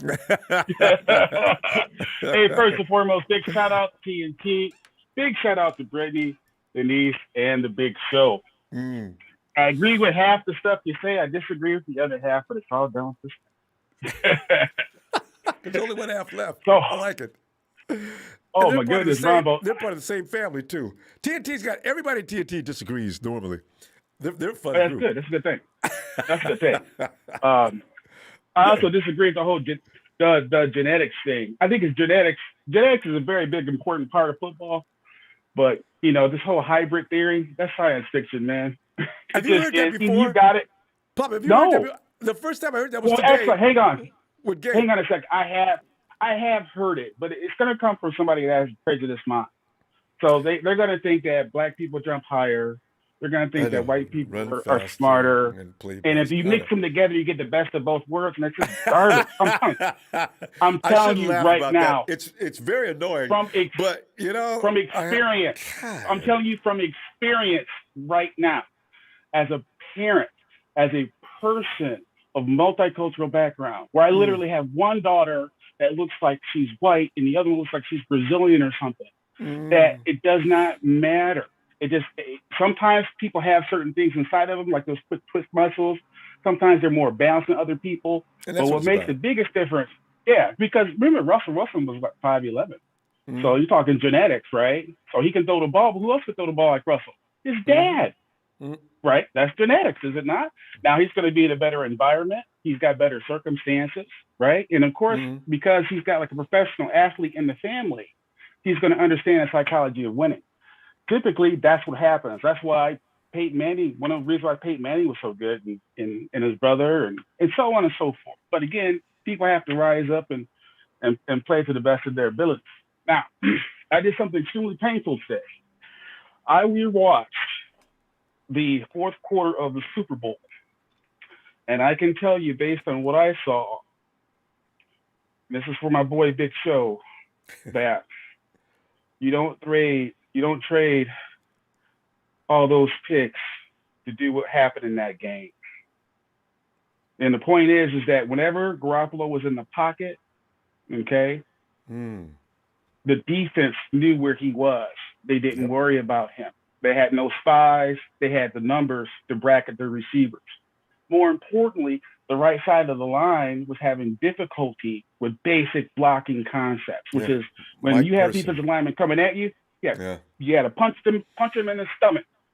Don't let them. One guy being triple teamed should not be able to knock a ball down. That's what happened. Joe Staley had the worst game of his life. The worst fourth quarter of his life he did. The best lineman that day was Latham Tomlinson. That should tell you something. Right there. They had penalties. So in other words, it wasn't all on Garoppolo, but he did miss throws. He didn't pull the trigger a couple of times. And the one time he ran out of the pocket, it was not to throw the ball. It was to run. And it was not, more importantly, to play smart, because at the end of the game, he should have slid, keeping the clock running. He ran straight to the sideline and got knocked out of the sideline. So there's like a lot of issues and a lot of problems with that. So based on what I'm seeing there, right now, you have to get beyond what your current level of your offense is. And if Mac Jones had a better arm, I'd be like, okay, that's the guy. But he doesn't. He has an average arm, okay? And the average arm looks a lot better when the pocket's clean. That's why Wilson shot up the board, because he's got this crazy arm talent. So if you look at those particular circumstances, I'm going to take you back a little bit in time. And I'm going to tell you who I believe the Niners are targeting. And they're not targeting who I want them to target. Because I've already said on my list, with a 6'3" quarterback, runs a 4.4, and can throw like that boy can throw at 70%, he should be the best player in the draft. And if he was white, he would be the best player in the draft. I'm just calling it like I see it. If he had said that garbage that Lawrence just said, talking about, football, I can live without it. I'm not worried. I don't have a chip. More power to him. But you got to be a politician, young brother. You can't be saying crap like that. But if anyone else said it, especially Fields, they would have lit him up. So let's go back in time before we made the trade. I'm going to tell you exactly who the Niners are targeting. Real quick. At least at that point. 1 minute. I need 1 minute. Okay. The player that was number 3 on most mock drafts when Miami was at pick number 3 was Trey Lance.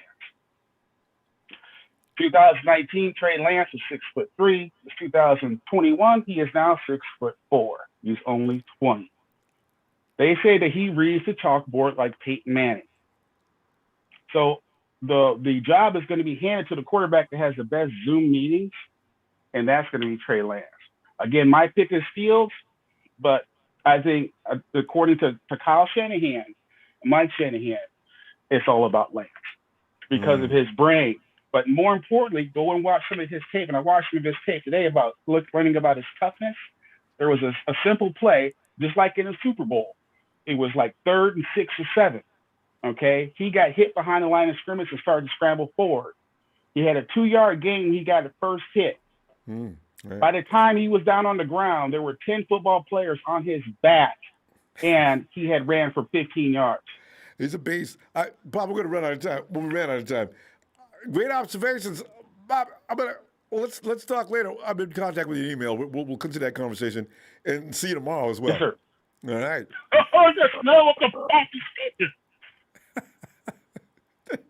There he goes. Ronbo Oh, Dragon he's ready, Eddie. Let me go. Let's go to hey, it's Jack. Jack.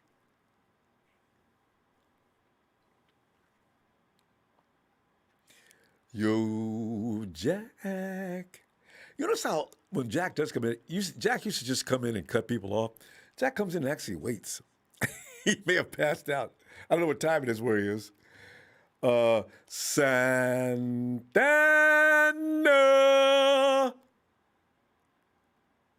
What's up, Ronbo? How you doing?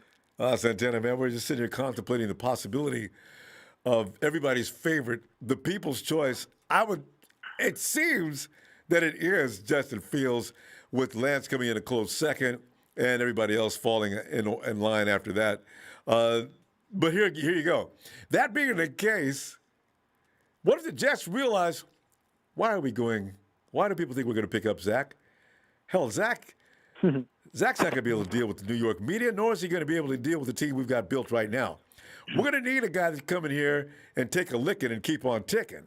So that's got to be Justin Fields. So, if on the clock at number 2, Justin Fields is picked, and poor Justin, he thinks he's going to be a 49er too, from what he did his pro day, it's going to be very interesting to see what develops here.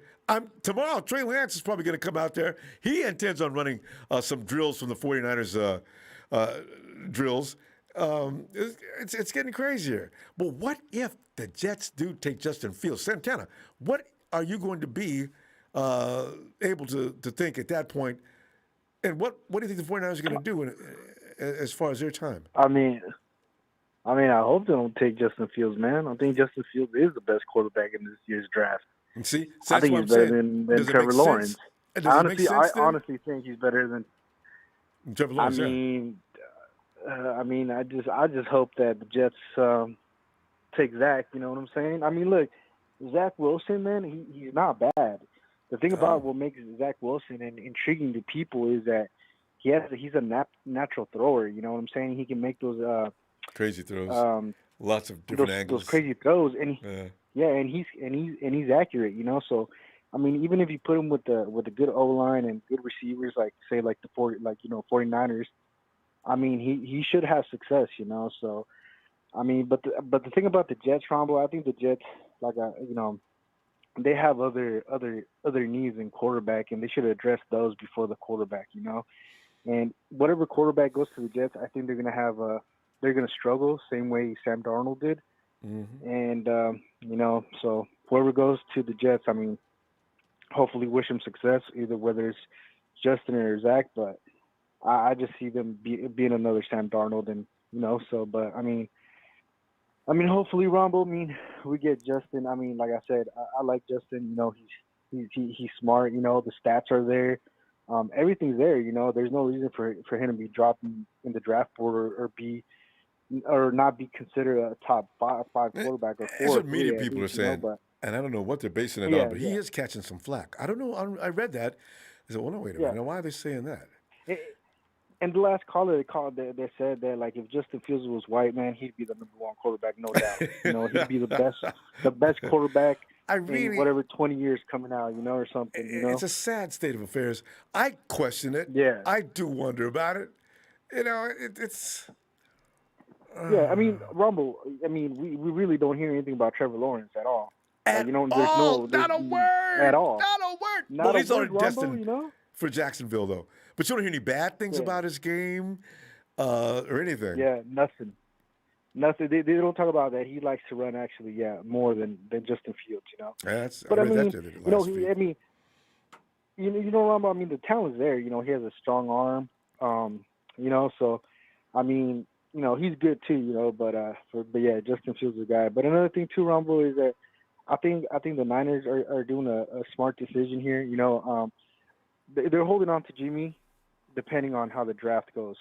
I believe that if it's Zack Wilson, if like say Justin Fields goes second and it's between Justin Fields or Trey Lance, if they decide to go with Zack Wilson or Trey Lance, they're going to keep Jimmy G, bring him in for next year, and have those guys sit behind Jimmy G. But I feel that if the Jets take Zach, I think the Niners will take Justin Fields, and I think they will move on from Jimmy G, trade him away this year, and have Justin Fields start. I don't know how you feel about having a rookie quarterback start, but I think that Justin Fields is seasoned. I feel like he's seasoned enough to get it going this year. I think it was when in Washington when Kyle Shanahan was they got RG3. I think they didn't go like 10 and something with RG3. So I mean, and he was a rookie. I'm not sure. I forgot the playoffs that year. Yeah, that's true. I'm not sure. So I mean, obviously, I feel like we have a better team than Washington when RG3 came. So I feel like we can make playoffs for sure with Justin Fields and see from there. But yeah, Ronbo. I mean, what's your take? What quarterback you like? What's your quarterback? Because I hadn't been watching college football that much. I see a game here and there, part of the game. I do like Trey Lance. I like Trey Lance for a lot of silly reasons, though. I like the way he runs down the field and tears people apart trying to tackle him. I thought that was pretty funny. Yeah, he lays people out, Christ, he's a Ronbo. quarterback or what? And, and he's got a cannon for an arm. So, he plays under center. One more thing about Ronbo. I mean, Trey Lance is man. He's definitely like a upcoming star. Like we don't know what he is yet. You know what I'm saying? But we can see what he could be, but we don't know if he's that yet. Well, this is with why Justin Fields and stuff like that. But and Santana, that's why I don't like the idea of starting the season. Not because he's a rookie, but because he's got so much to learn. And Shanahan's offense, it's really kind of scary. So you put him out there, and first of all, he's going to see things that he didn't see in college at all. And now he's supposed to make an adjustment by concerned by the playbook. He's got to be concerned about this defense that's coming at him he's never seen before.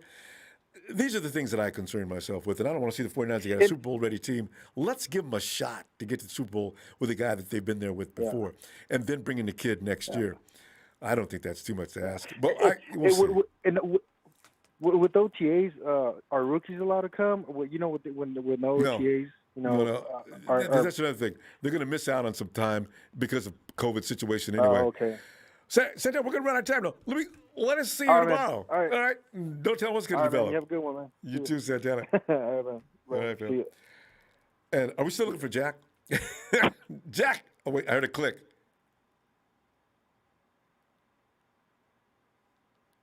I don't think Jack's available. And hey, Rick! What's going on, man? Rick, man. What's going on, man? Yeah, we're looking at the options of if the Jets wake up and smell the coffee, all of a sudden, and you know what, hey, Rick, here's the thing. I keep talking through the lens of the media, and we should all stop trying to do that. Well, all we can do, though, is go by what we've heard, right? So Zack Wilson and Ice just called in here and said, yeah, it's pretty much New Yorkers are prepared for Zack Wilson to be drafted in because the media is pumped. Zack Wilson. He's the number 2 quarterback in this year's draft. But, Rick, is he really? I don't know that he's – from what people are saying, Justin Fields has all the numbers, he's been in the right division to be considered. If anybody's going to be NFL ready, it's going to be over Zack Wilson. It's definitely going to be Justin Fields. Or I think Trey Lance may be even better equipped from the way it sounds. So why is Zach getting all this love, and is he really? Maybe the Jets said, we're not listening either. We're taking Justin Fields. So I wondered. And then what do the 49ers do at number 3? Honestly, right now, as much as I think it's more Justin Fields, I'm kind of on the fence and thinking that it could be Trey Lance. I'm kind of thinking on the fence because of the fact I know I heard Big Show talking about Mac Jones and set in stone. I'm like, dude, you're the same person that kept calling every day talking about it's not going to be Nick Bosa. Quit crying. And it was like, dude, it's Nick Bosa. So you did do that. And saying, yeah, man, and talk. It's like, dude, I watched SEC. I watched the doggone Alabama games. It's like, okay, he's accurate. I will give him that. But he had one of the best lines. He had one of the best lines, and he's not a scrambler. So stop that now. He's not a scrambler. So like other guys, other calls have stated before, if a play breaks down and you need to pick up a third down with your feet, he's slow. He's probably slower than Tom Brady. I would not doubt it. But, I mean, I bet you can run faster. If it was a big kid, but, I mean, we're not going to joke about his big body and nothing like that. But seriously, though, I think it could be Trey Lance. And just because of the fact that although he is a project, let's say he has work under center. Obviously, you know, he can run and scramble as well, and he has a deep arm. I got a cannon for an arm as well. So if you're looking for the guy with probably the most upside, I would say Trey Lance. A guy that, to me, that kind of been going down somewhat, at least after maybe 5 or 6 games or whatever. I would say probably Justin Fields. I would be shocked with Mac Jones just from the standpoint of he doesn't add anything different that we don't have with Jimmy G. Like to me, it would literally baffle my mind because if we're going to get rid of Jimmy G and the writings on the wall, whatever, unless something just phenomenal happens, Jimmy G is out of here in a year or two, or this could be this year. It doesn't matter. Mac Jones does not, like I said before all the time, other than salary cap saving, he does not offer anything else. And the thing about it in the NFL, other than Tom Brady right now, even he's able to dissect stuff. If you put pressure on him, I mean, he can't scramble out. And yes, I understand about the whole running QBs and all that stuff. But most QBs today, you wouldn't say Aaron Rodgers is a running QB, but yeah, he can scramble. Steve Young, he was a running QB at first, same with John Elway, but they learned to play more within the pocket and kind of scramble later, and that's what we're missing. That's like the only thing we're missing right now. It's like, okay, cool. Rick, one question on that, though. As I always ask, did you notice, what are the odds of Jimmy Garoppolo, Nick Mullins, and C.J. Beathard all being of the same personality, right? Did you notice that they all stand in that pocket the same way? That's why I'm thinking, because when Jimmy first came, let me finish this thought. When Jimmy first came, he was nobody's statue, okay? And then all of a sudden, after that year, and he impressed everybody, he comes into Kyle Shanahan's offensive system and tries to learn it. All of a sudden, like I say, CJ, Nick, and Jimmy, all at the same time. So I'm wondering, is it going to be this quarterback that comes in with all the running ability and all that, is Shanahan going to be okay with that? Because quite frankly, I am convinced that Shanahan, not the quarterbacks. Wants a robot, right? Not one robot. And you honestly think No. What I'm saying is, I'm with you on that. He wants that quarterback he wants him to stand there and wait for that route to develop, because he says in his offense, there's always a guy open. You got to find him. So in that case, I don't know what he does to him. He threatens him and tells him we're going to pay a fine or something. Because if I'm those guys, hey, Kyle, damn that, man. These guys are coming too hard, and my ribs are hurting. So I'm getting out of this thing, man. Exactly. I mean, and the thing about it is, only thing I can hope is that Shanahan is now beginning to learn from his mistakes. And maybe with Mike Daniels being the offensive coordinator now, maybe this year he'll be able to see something and make some changes. And make some changes. Because the thing about it, unlike you, he does calls once the quarterback is standing there and holds the ball. But there are times with that same arcade thinking is why he's 0-2 in Super Bowls. because on a stupid on a third down, he had Matt Ryan trying to throw the ball, which is a perfect example of why we need a guy who can actually run some, because Matt Ryan, kind of being the most they talking about for Mac Jones, on the third down, Matt Ryan, instead of just handing the ball off, Matt Ryan just stepped back in the pocket and got sacked and took them out of field goal range instead of being able to use his feet to scramble to get up the field. And it's like, do we want that same? It's like, do you want Groundhog Day all over again? And Sandy's doing the same thing. See what I'm saying? This is Kyle football. Now, they were winning that game. And like on a Super Bowl, we were winning that game. And for some reason, the whole plan breaks down. Either DC's figured out or something, but it's fourth quarter breakdowns. Kyle has got to get over that hump. Now, I'm not sure what he's going to do, and I don't know if he's going to bring in quarterbacks who can run. He may be afraid of that, but we need to be prepared for something similar. I'm prepared for whatever, man. But I just think, if we're going to tell him to pick Mac Jones, and I know we got to go home. We got to get up, because production's going to cut you off otherwise. He hasn't learned. All right. He hasn't learned anything. Niner Faithful, Niner Empire. We'll talk again tomorrow, man. All right. Looking forward, Rick. Have a good night. All right. Bye. Hey, John. Ronbo. John, man, we're looking at, as I say, the theme tonight is, what if the Jets pull a fooled you? We're taking Fields. You know, the thing is, that is so possible. So, John, is Zack Wilson a better quarterback for you than Justin Fields, especially at the next level? I don't see it. Just from the little bit I've been watching of the two of them, if I got a guy that's going to the Jets, and we ain't got a lot of, you guys got to move out of that pocket. Zach, if the play breaks down, just get rid of the ball, okay? We don't want you running unnecessarily. This may be too soon for you to be running around. I don't want you to get injured. But, you know, you got Justin Fields. This is what he does. So it doesn't make sense. I could be wrong, but I don't see it. I don't rate him ahead of Justin Fields. Okay, Lawrence is going no matter what. Urban's going to take him to Jacksonville no matter whether he's one or two. And from there, it's the pieces everybody else picks up. What are the 49ers going to do if indeed they do want Justin Fields? Where do they go next? Because they got three choices. It's going to be Trey Lance, obviously, or what? So, you know, tonight, you know, I've heard a lot of people, you know, there was a caller who, he's a huge fan of Mac Jones.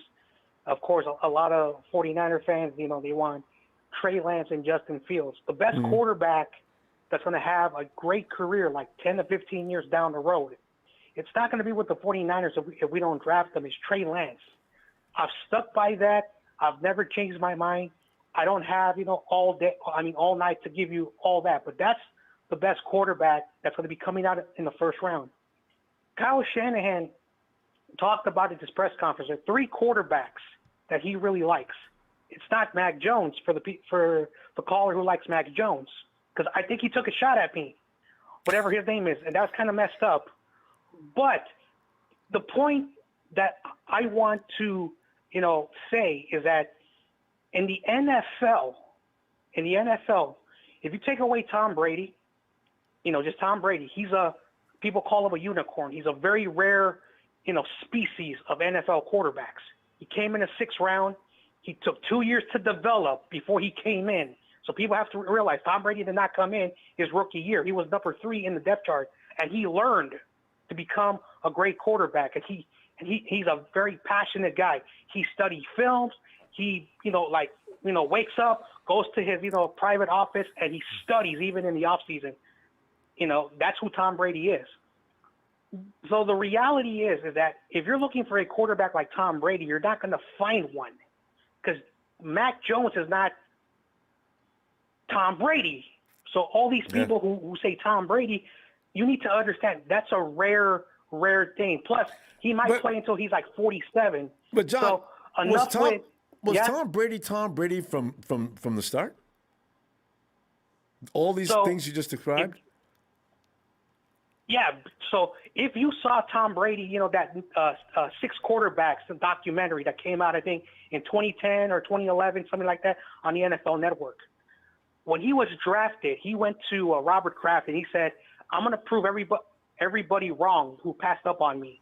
And he has the list of those quarterbacks. It shows you how Tom Brady is. That's a different, a show to talk about. But when you look at quarterbacks, we have 3 quarterbacks, 2 of them in the Hall of Fame. Joe Montana was not known for a running quarterback, but in the Super Bowl season, he had 227 rushing yards, 3 touchdowns. Steve Young, in his career with the 49ers, he had 3,581 rushing yards, 43 touchdowns. And even Jeff Garcia, he had 1,571 yards and 21 touchdowns. Those were 3 successful quarterbacks in San Francisco. You have to be mobile in the NFL. You don't have to be Lamar Jackson. Let's try to, use our brain. Kyle Shanahan does not like Lamar Jackson. So let's look at RG3, the only mobile quarterback he had in that year where they went 10-6 and they went to the playoffs. RG3 had, as a rookie, almost 66% completion, 3,200 yards, 20 touchdowns. He had 815 rushing yards and 7 touchdowns. Kyle Shanahan learned with RG3 how to use the skills. So when people continue to say this narrative, the media and fans who like Mac Jones, look at the numbers, look at the NFL. I do so much research. I'm not saying Justin Fields and Trey Lance are going to be Joe Montana and Steve Young. But at the end of the day, Bill Parcells, who basically his pupil is Bill Belichick. And when you look at those 2 head coaches, they have a lot of Super Bowls between. And you look at the quarterback that has the most games. Lawrence is going number 1. He has like 36 games. You pick the next quarterback, and that's Justin Fields, who has the most games. Yes, you have to polish him. You have to develop him, because you look at the picture right behind you, Ronbo, Jimmy Garoppolo. I don't like Jimmy Garoppolo, but Trey Lance and Justin Fields can beat that guy out. Mac Jones is a project quarterback. Why does everyone have him? Even NFL Network, the 32nd ranked prospect. I don't get it. And they said you have to draft him at number 3. Even Mel Kiper was like, "Oh, wait, he's the 5th quarterback in my draft board. The Niners have to pick him up," but that doesn't make any sense.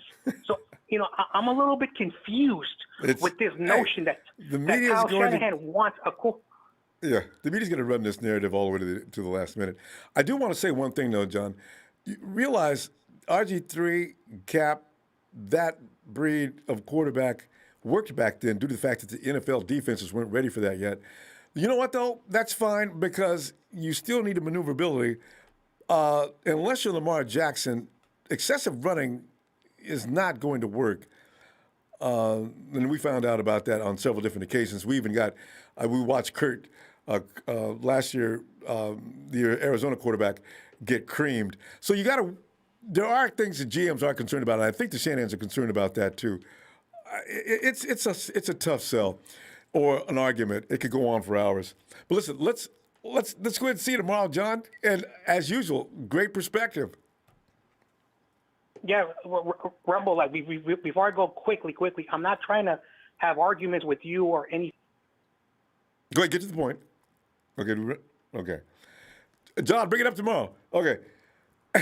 And now, one of the founding members of TNT is Trey from VA. Oh, God.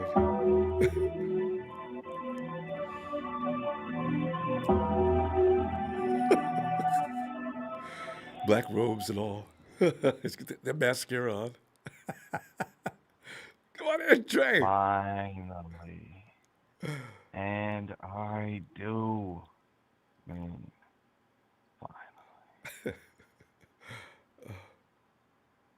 Cute and cuddly is not the word for the way that it has been tonight. Yes. Shout out to you, Brother Ronbo. Thanks, Trey. Shout out to production. Shout out to my TNT family. All the guys.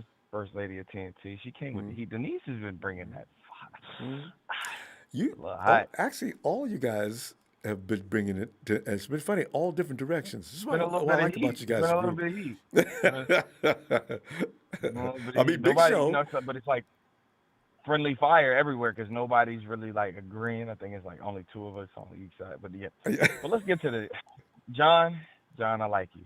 You're new around here, so stop taking it so personal, brother. I mean, everybody gets shots thrown at them. If you can't handle it, only call the show on Tuesdays and Wednesdays. Sundays and Mondays are for that fire, okay? For that fire, yeah. Somebody's been taking shots at John. He said, well, must be in the chat. I'm not sure. Yeah, I mean, Ronbo, we have a entire 12-year-old devoted to destroying TNT. You don't see me crying about it. Right? Hey, what you guys do to Hayden? I'm not seeing him in a long time. His whole entire existence. It's about coming after y'all. That's my guy. That's my guy. You know what I'm saying? But let's talk some football real quick if you don't mind. Though. Jump on in there.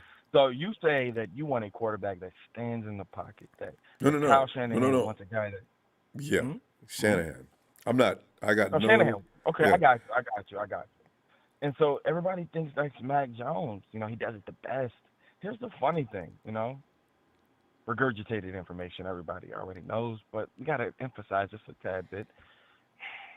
Mac Jones was the worst rated quarterback out of all of the top first-round quarterbacks at making attempts past his second read. Chris Schultz. Past his second read, Ronbo. Chris Schultz had some information there saying not only was he not the worst, he was one of the better ones. Is that no, Ronbo? I got the stats right here. He was graded at a 75.7%. That was 8th. But Justin Fields was the number 1 at 90.3. We're talking about grading past your first read. You know why, Ronbo? Because when Mac Jones looks up, the Heisman Trophy winner is burning his guy. Oh, well, when that doesn't happen, when he looks up, Jalen Waddle is burning his guy. Oh, and when that doesn't happen, when he looks to his backfield, Najee Harris is burning his guy. That could contribute to why Mac Jones is not great. Oh, these are the stats. These are the stats right here. These are the numbers. Google it. Bama was death row. If I was a college team coming in there, I'd be scared. Well, what I'm saying is the fact that you're saying that. But here's what you do when you draft a quarterback, Ronbo. See, this is the thing. The points are proving that Justin Fields can do that. He can stay there and go through his progressions, but Ohio State really didn't ask him to do that much. But when they did, he succeeded. The man threw 6 touchdowns in a semifinal playoff game. So let's stop acting like that. He's no slouch. Against Clemson. Who else you seen throw 6 touchdowns against Clemson recently? Because they played Tua. They've played a lot of the Baker. They played a lot of great quarterbacks that are in the league right now. They just, haven't done. But let's get off of that. When you draft a quarterback, you don't draft him for a guy that has the highest ceiling right now or the lowest floor right now. Basically, guys are saying that they want to. No, what you do is you get a guy that's moldable, play, and coaching. I believe my coach can coach him up. Don't you believe that, Ronbo? Yeah, absolutely. So why wouldn't you want to take the best talent, the elite talent, let Kyle coach him up, already build on what he's already great at and what he can do even better, and then add a few things to his offense? I don't need to be sold on him. This is what I'm wondering with the Jets. Why in hell would the Jets pass on Justin Fields with all those intangibles? This is what's confusing to me. Well, what I feel about the Jets is that they have already locked in on a guy that they like in Zack Wilson. Zack Wilson's all of that Justin Fields is. Yeah, but Justin Fields is a little better. Don't you think? I mean, just from looking at both of them. I believe so, but Ronbo, hold on. I'm going to just say this as politically correct as I can, Ronbo. Zack Wilson is a little bit more marketable, shall we say, for New York. He went and did it. Oh, God. Did you say marketable? I mean, it's a better term. But, I mean, marketable. But the thing is, Zach is not that dark complexion. He could. We're not even. I didn't. That's not me. I'm gonna leave that alone. I didn't say anything about that. You said marketable. The advertising companies are loving it really bothers me that the world is this way. But go ahead, continue. God, no, it's fine. We're done with that. If you know, you know. If you don't, it is what it is. I'm gonna just say this, and then I'm gonna get up out of here. But like I said, you want a moldable piece of clay with the most talent that can. Usually, Ronbo, this is unusual. This is rare. This never happens. That's why do you feel the feverish pitch? Do you wake up itching to get more draft information to find out who's it going to be? Can you not wait till 2 Thursdays from now? Because I can't wait. I wish the draft was tomorrow, but here's what it is, Ronbo. You haven't seen this before. You haven't seen a playoff-ready team with a quarterback coach guru have the number 3 overall pick and have a good team. You've never seen that before in the NFL. This is an opportunity that is unfathomable, and that's why everybody's up in arms. No matter who you think we should draft, the one thing that is about to happen right now is the excitement around this team there, and that's all that matters at the end of the day. Well, Green Green Bay ride did with it. whoever we can. I think Green Bay did it last year. You know what, though, Trey? Ronbo, no. We're going to be because all that guy, victims. That guy was like in the 25th pick, Ronbo. He wasn't a top 3 pick. Well, there's that. But you know, see what I'm saying? We're all going to be victims of the media between now and draft night. This is the thing. Can you sort We're all between some the 49er noise? fiend. If you're on Ronbo right now, you're a 49er fiend. It's well after midnight on the East Coast. Yeah. All right. Hold up, wait a minute. Oh, boy. Ronbo, find that red and gold for me. I And got put it. up in it for me. And listen, wait, let me tell. We're not pulling a race card. We're just pointing out to that reality as I sprinkle the red and gold. So don't get the wrong idea. Trey's not a racist. I'm definitely not a racist. We're just pointing out to some of the facts. That is a fact. It's not taking sides, But go ahead. Hold on, wait a minute, Ronbo. We didn't say anything about race. I said he was marketable. But I know. And people translated it too. That's why when Ed said complexions. Look, I got some more facts for you, okay? Where do you go, Ronbo, and you get a 1-year quarterback and get the comparisons to Tom Brady? Where you get that at? Where did they do that at? I don't know who started that. How did this kid get the comparison to Tom Brady? And I That's think all Tom- I've seen on TV today. Yeah. I'm like, what? And Are Tom you doesn't even like serious? beer. Yeah. So. Partner, Oh hold on, my wait a minute, God. partner. How many Tom Bradys have you seen? Do they make them every day? No. It's only been one. Huh? One. So that's for one. And last I checked, I don't remember Tom Brady coming out of school with a DUI. I don't remember that. Yeah. I don't remember. did I not. don't remember people sidestepping the issue that this kid has a DUI and sweeping it under the rug. This is all kind of character issues. Kyle and John is supposed to be guys that are high on character, right? Huh? So we'll be breaking the trend in, right? I just don't think Oh, it's that's a Mac good Jones. point. Honestly, I do not believe it's Jones. I could just see it scratching being my head, Lance, Ronbo. but I do not believe it's Mac. And last but not least, Ronbo, we don't have caliber wide receivers that the University of Alabama This had. is what. That sort of elite Yes. wide out group. We don't have that. So this Trey- kid is going to be playing with a bunch of what Well, grade would you give we our got a wide couple of receivers? guys, but Trez, this has been my beef for ever since Garoppolo got there. We've been trying to find premier receivers Don't the you whole guys time. start this. I'm just saying. This is where it goes off the rails. No, Don't no, I'm start just this. Trey. We have weapons galore. Trey, We have weapons I'm just galore. saying. Let's not- I'm just saying he shined after we got Emmanuel Sanders and George Kittle. That was enough. But I'm just saying, for 4 years, we've been trying to get OBJ. We've been trying to get this. We've been trying to get that. We need, like Trez If you says, don't play, give if me you some, don't play, some what's good on wide having those receivers. If you're gonna miss games, what good is it having those guys? Exactly. If they're not there, how are you going to prove we need- anything then? We need to get better. Hold on, stop wideouts. it. Stop it right We now. have right Stop now. it right We have now. Brandon serviceable Ayuk wideouts. is a 1,000-yard receiver in He's the a making rookie, right now. Trez. Trey, he just He's a got second-year here. player going into this But, year coming up. but he just He's a got 1,000-yard here. guy. He just got Okay. here. Okay. And he didn't have the benefit of playing. I promised I wasn't even going to mention that person, and I'm not going to do it. All right? No. The point Okay. is that we have weapons, okay? We have weapons. Now we have weapons. do. Debo And we're about to have a Ayuk- quarterback. Debo and Ayuk are going to be fine. Well, this is why I consider it unfair. You make Jimmy Whoa, work whoa, with Kendrick you Bourne forgot- and a you lot of forgot- other guys, you forgot, rookies. Ronbo, you And then we forgot. got receivers. forgot. Now Jimmy got to go. That's so wrong. Okay, you But know go what, ahead, Trez. Rambo? Would you consider forgot- George Kittle a forgot, weapon? Ronbo. You forgot when healthy, when they're available. Yeah, when they're available. We don't have that it guy at the wideout position. We just don't. This is true. We don't. Well, stop that part. Stop that. I saw Brandon. I'm telling it like it is. Hold on, wait a minute. Hold on, wait a minute. Let me tell you like it is. Brandon Ayuk had 9. Hold on. Brandon Ayuk went with 3 quarterbacks this year. Went 9 out of 12 games with either 100 yards or a touchdown. I saw him jump over a whole grown man and then score a touchdown. That's number 1 receiver potential. Nobody's arguing with you about Brandon Ayuk. He's good. Good. He just got here last. Trey, he just got here last year.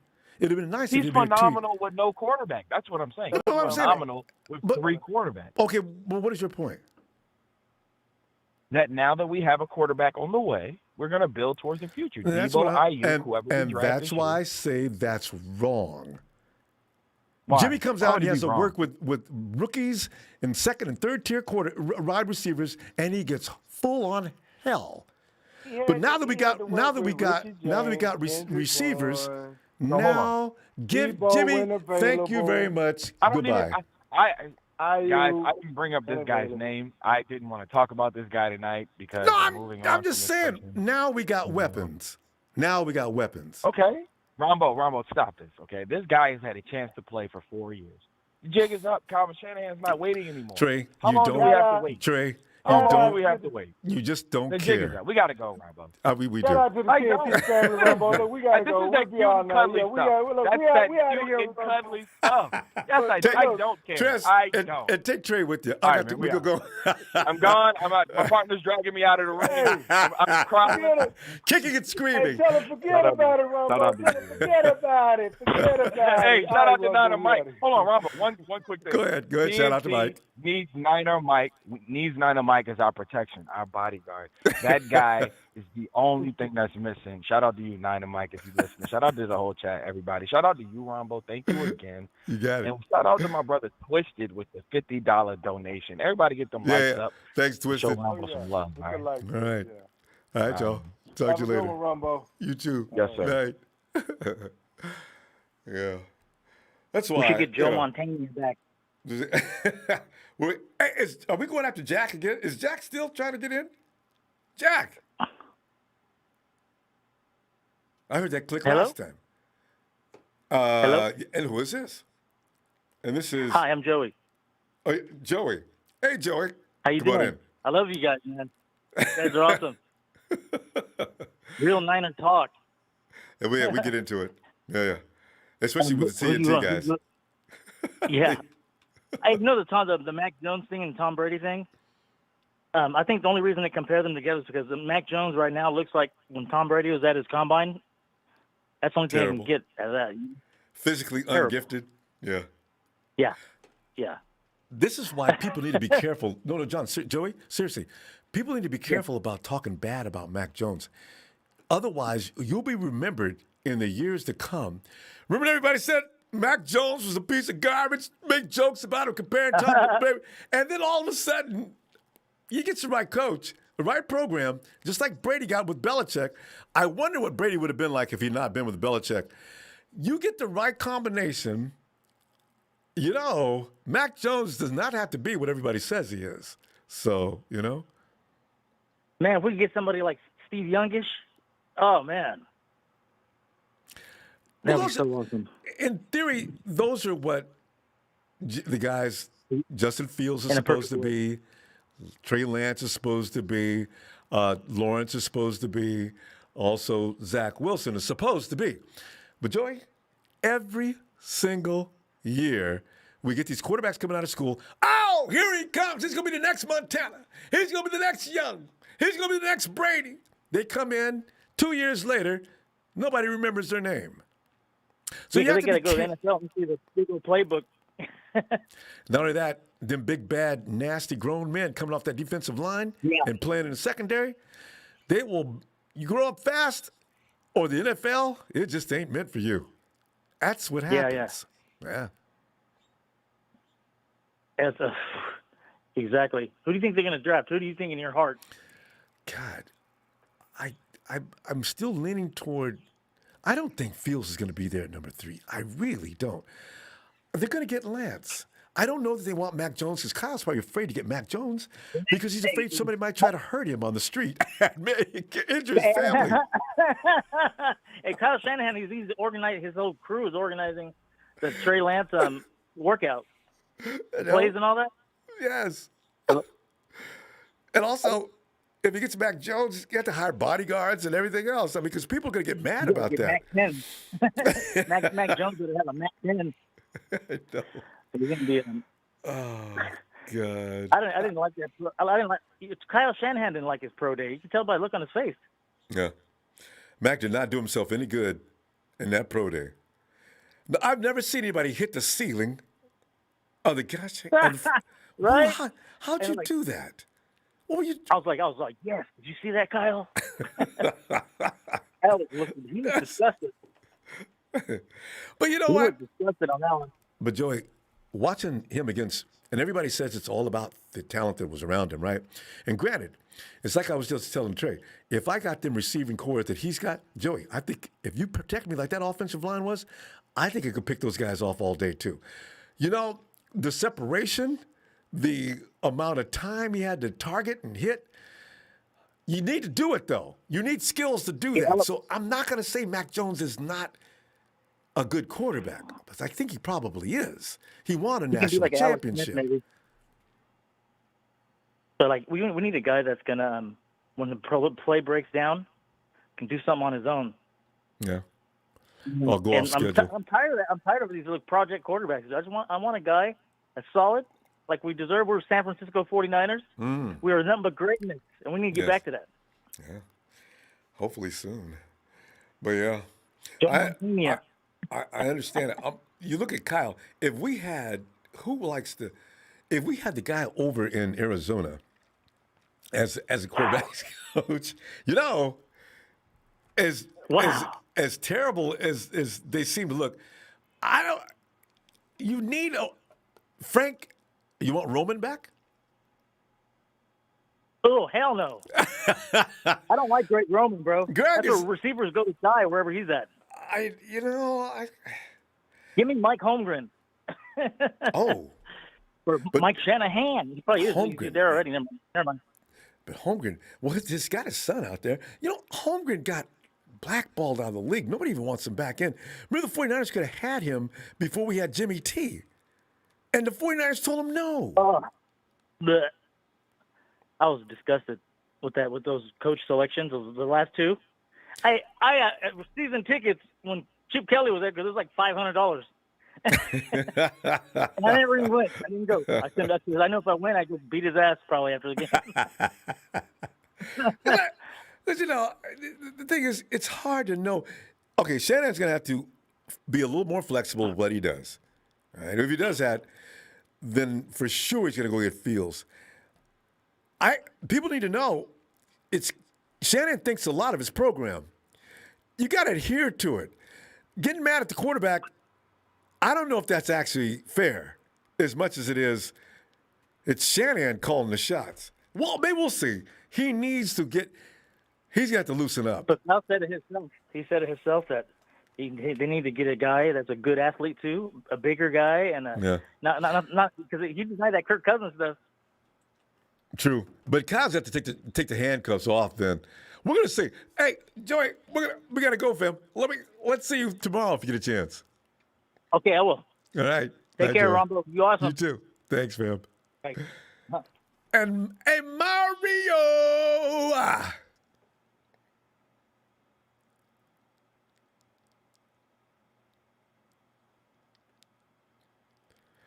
Is it? Hey, Alice. Come on in, E.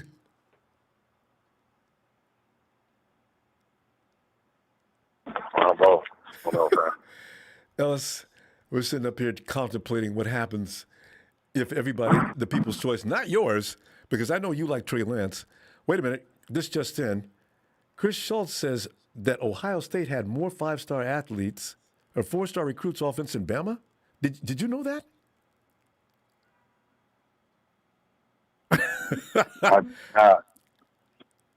Okay, that takes. Did not, but I did see that there are some other guys on there they got some defensively there, some other players and stuff on there. I seen that.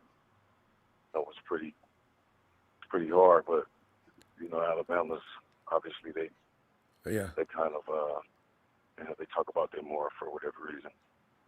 I think Bama could have played against NFL teams. I really do. They're ridiculous with talent. Whew, my God. Yeah, for sure. But Ellis, if the 49ers should lose out to Justin Fields in number 2, as everybody thinks, Justin's pretty much become the guy. What do the 49ers do? Is Trey Lance going to be okay? Or do they trade down? Do they take Zack Wilson? These are the questions that we're going to be asking that night. And we got 5 minutes during the commercial break. The 49ers come back on the clock. Oh, what they going to do? This is what everybody's going to be doing. So, what do you think? If we pick up, what was it? If we pick up Fields and what? I'm saying if the Jets come in, because I'm saying, is Zach better than Justin? I don't think so. Because one goes to BYU, the other at Ohio State. One's got more experience, playoff games, and everything else. Why am I taking Zack Wilson? This is why I can't understand. Why don't you get Justin? Or even, it just blows my mind. So I don't see him being there. I see the Jets sneaking in. Hell yeah, we're taking Justin Fields. What do you guys think? We're stupid? No, we like Zach. He's cool. But we're not taking him over Justin. Yeah, I'm thinking that's going to happen.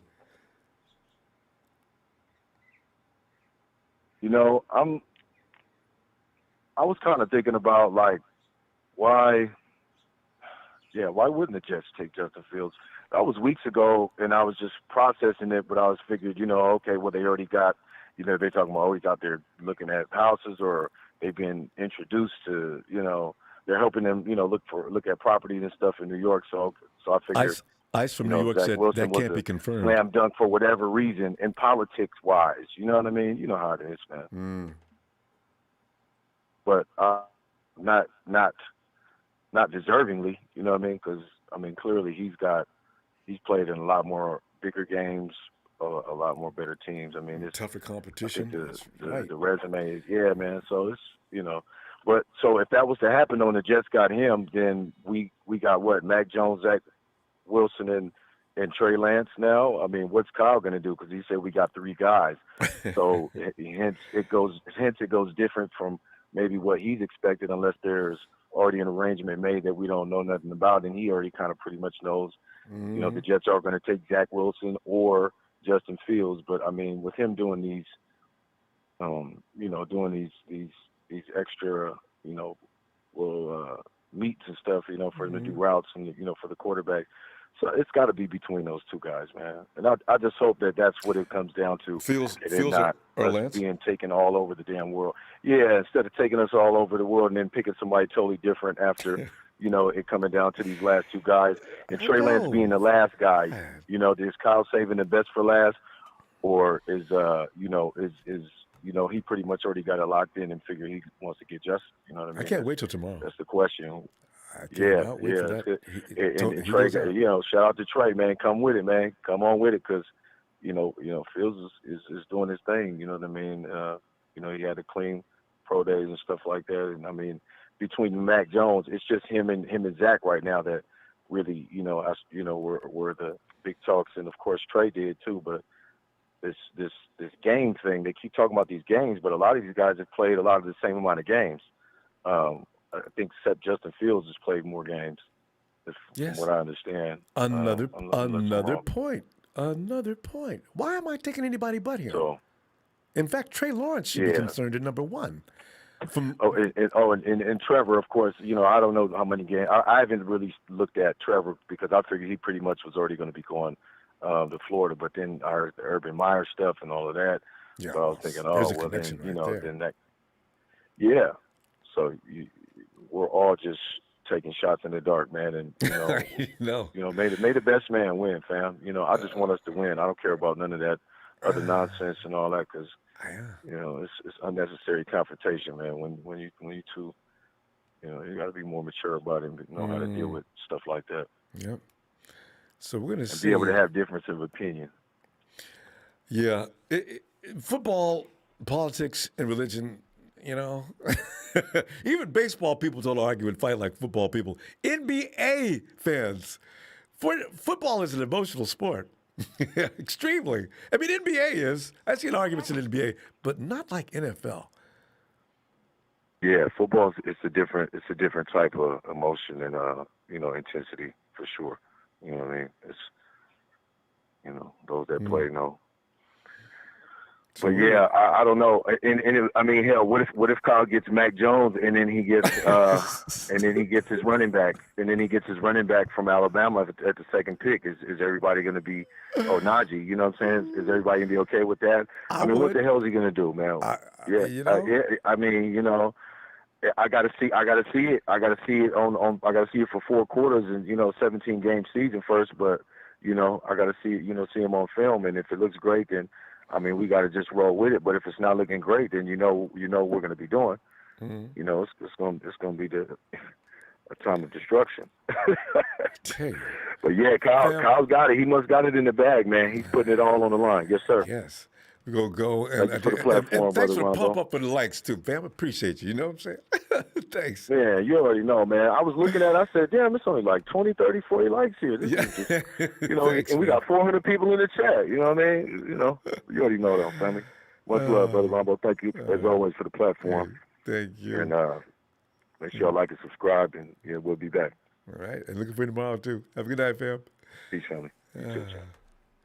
Hey, Mario. Hey, how you doing, Ronbo? Mario, doing fantastic as everybody else. We're in extreme anticipation. We got to endure 10 more days, go to bed, wake up. All right, here we go. And we ain't got to wait too long, Mario. We got a few minutes after the first pick. Soon as Urban gets out the way, then it's time for the Jets. Yeah. Man. What are the Jets going to do? So that's my question. What if the Jets they didn't read the script and throw a wrench into the works and start laughing? So the Jets select Justin Fields, Ohio State. You can hear all over the world. You can hear the 49ers. What? No. Oh, no. What? And then, but some people will be satisfied with also Trey Lance, and also a big percentage of people will be satisfied with both Lance and Wilson. But I think, Mario, where are you? Are you Justin Fields, Trey Lance, or Wilson? Well, earlier on, like during the end of the season, I was liking Zack Wilson. Mm-hmm. But then after his pro day, and I kind of accepted that he was going to go to the Jets, so I lost my like for him because obviously they weren't going to get him. I thought he wasn't going to drop to They ranked him number 2. Mario, explain to me why they rank him as number 2. There's nothing about him, numbers wise, that's better than Fields. Oh, I know.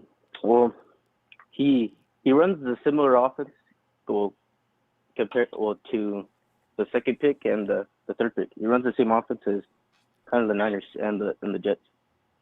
You mean BYU? Yeah. I remember him mentioning that early on. So way back when. That video. Yeah, exactly. And he even said he'd love to come and play for him. And he has got that. And he got to play, so he's kind of he kind of got both of that Justin Fields and the Trey Lance. How Trey Lance, he didn't get to play, but he's still like an athletic freak. And Zack Wilson, how he does those throws, and plus he runs that offense. So so it'd be an easy transformation from the Jets to the Niners. And look at Trey Lance, and he is a guy that didn't get enough reps in.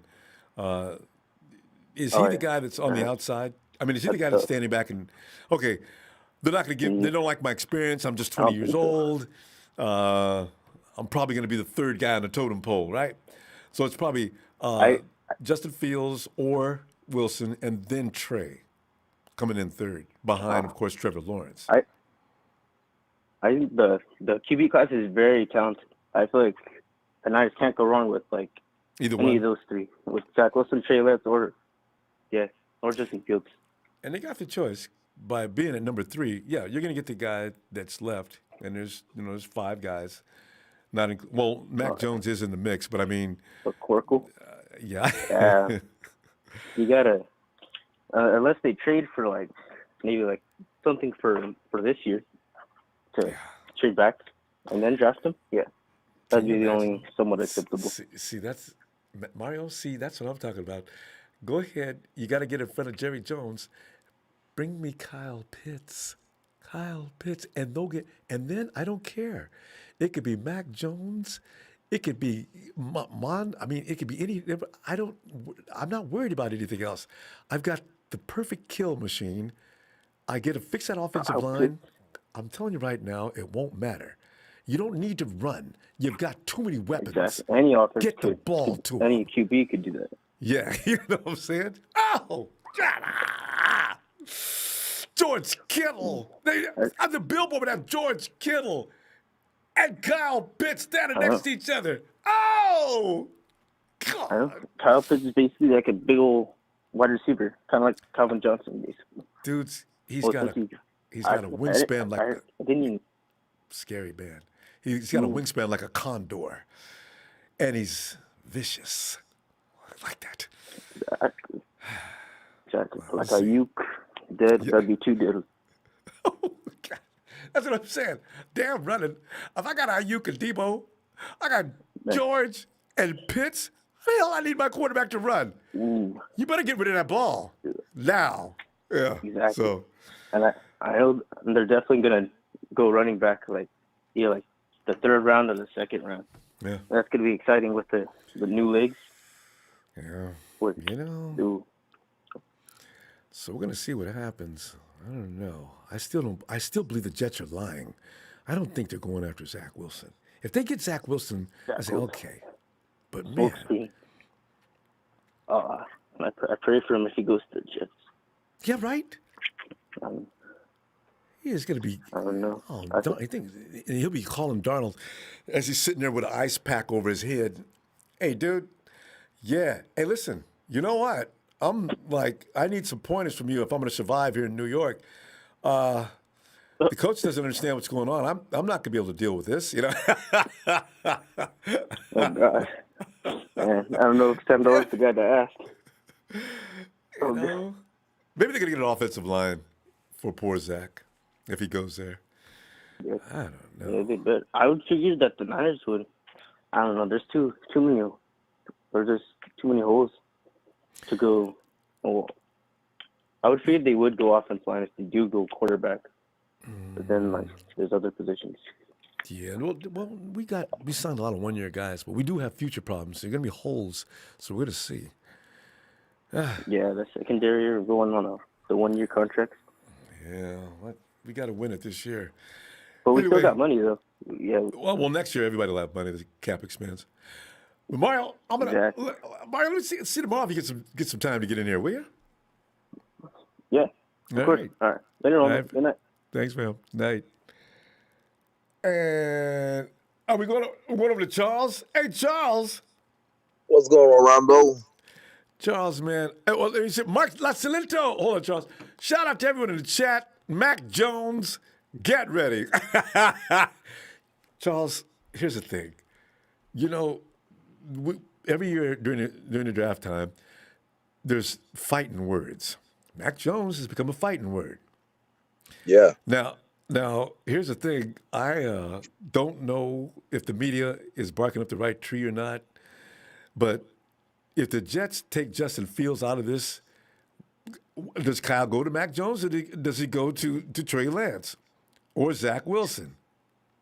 Now everything changes. Well, I think that I really think that Jacksonville should pick up Fields because Fields, he had a better season than Lawrence, man. He beat Lawrence out.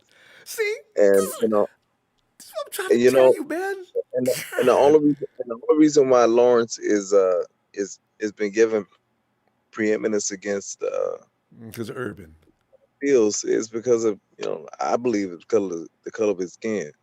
Well, I believe the draft, just like anything else in life, is politically and racially influenced. And you can see that with with the draft that Trubinsky and Watson and Mahomes came out in a few years ago. Why would anybody in their right mind pick Trubinsky over Watson and Mahomes? I mean, hey, Charles, you know what though? The NFL, it's been said, microcosm, I think that's the right word. The NFL is just a microcosm of our society anyway, to some degree. So you know what?